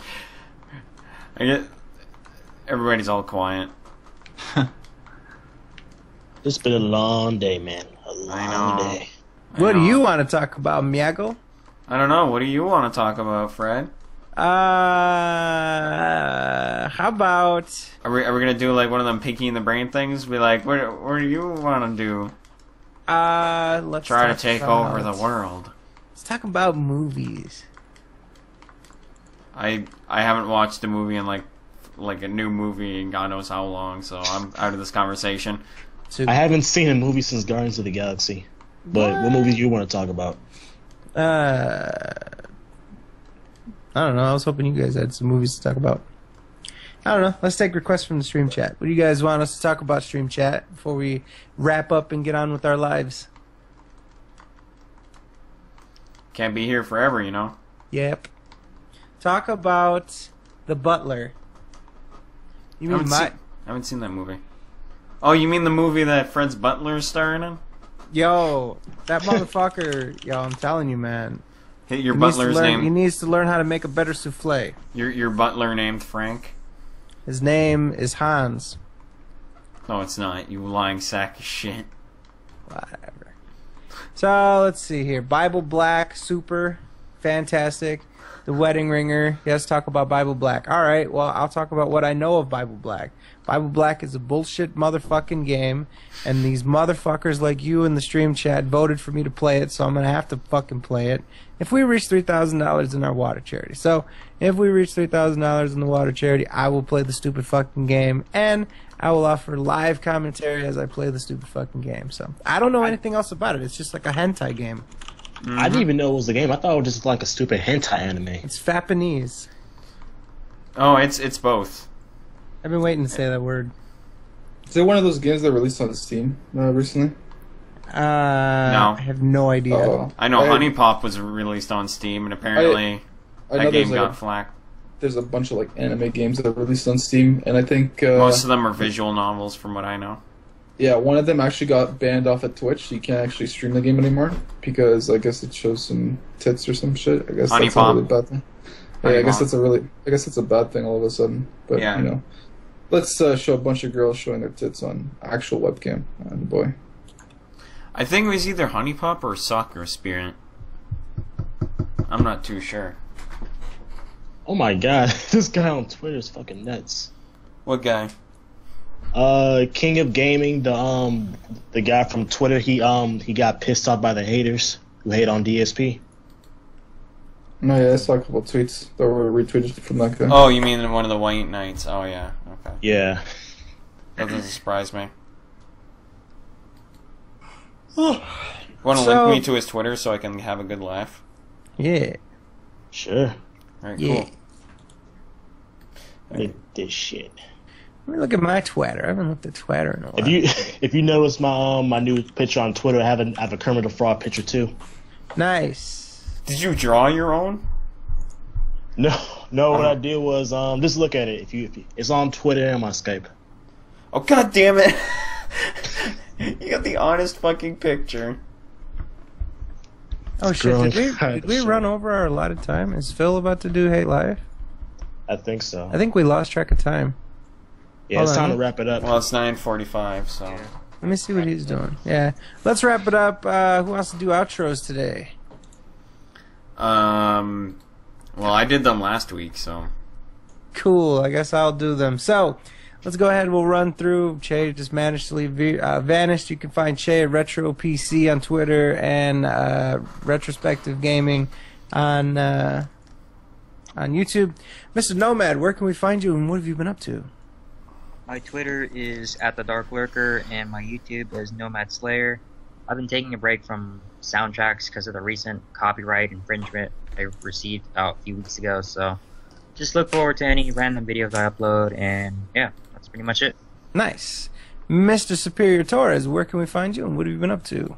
You can find me at FatAssStars100. You can follow me on subscribe to me on YouTube, The Superior Arts 10,000, to get some DSP content, but mostly animations. And what I've been doing, I think you all should know what I'm doing. The Panda League drawing and the Mustafa animation. Oh shit. Nice. Look forward to it.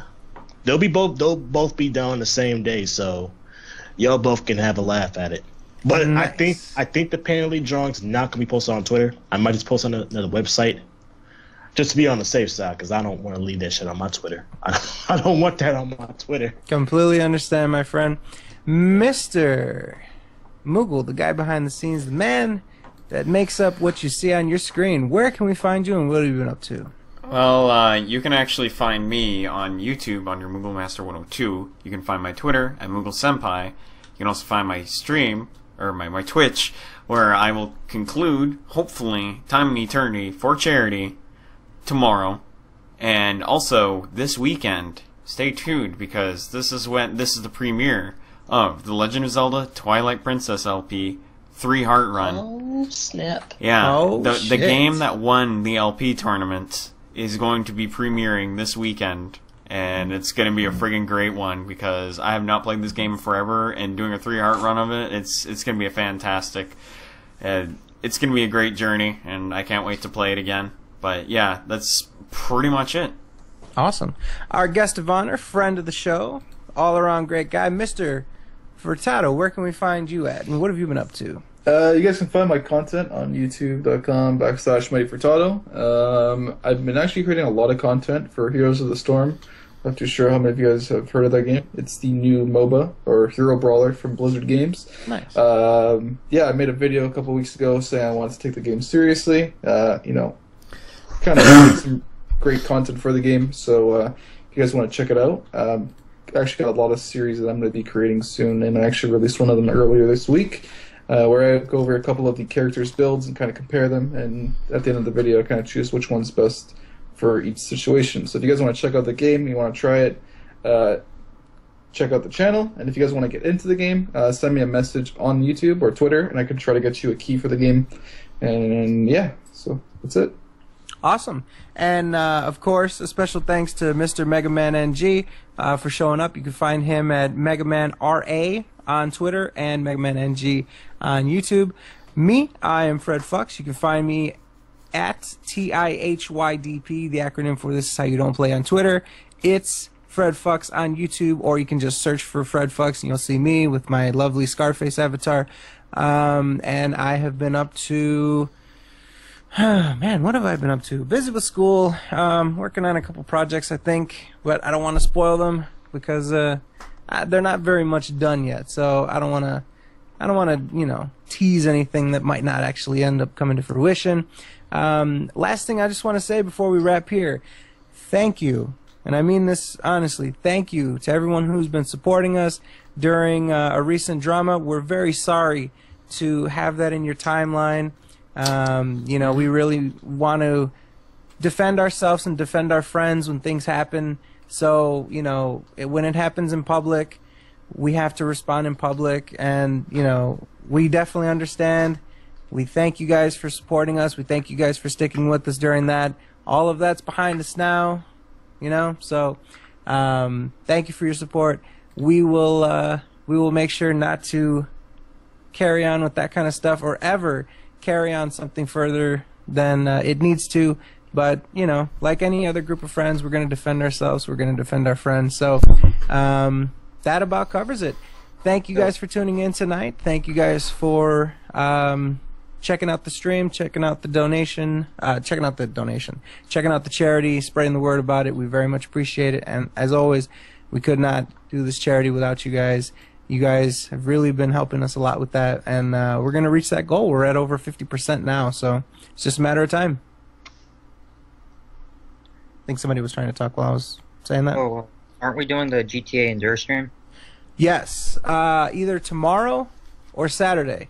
We will be doing a Let's Endure of all of the This Is How You Don't Play GTA titles. I don't know how long we're going to be able to last, but we're going to do our best. That's literally like 8 to 10 hours worth of fucking content, so we might have to break it up, but we'll do our best. We'll try to get that done. And yeah, I almost forgot about that. Thank you, Nomad. Yeah, it's a good thing. It's a good thing no one made it This How You Don't Play. Because there's actually 2 Grand Theft Auto games people miss. This How You Don't Play, Grand Theft Auto Lost and Damned, and Battle of Gay Tony. Those are the only 2 they missed. So good thing we're not doing those, because I wouldn't want to see that. But it doesn't really matter. We got like a shit ton of Grand Theft Auto to watch. So, are we gonna end the stream or what? We are gonna get the fuck out of here. If you guys want to watch Hate Live, that is your right. That is your privilege. We are gonna get out of here. Thank you. Good night. We love you. Go fuck yourselves. Peace out.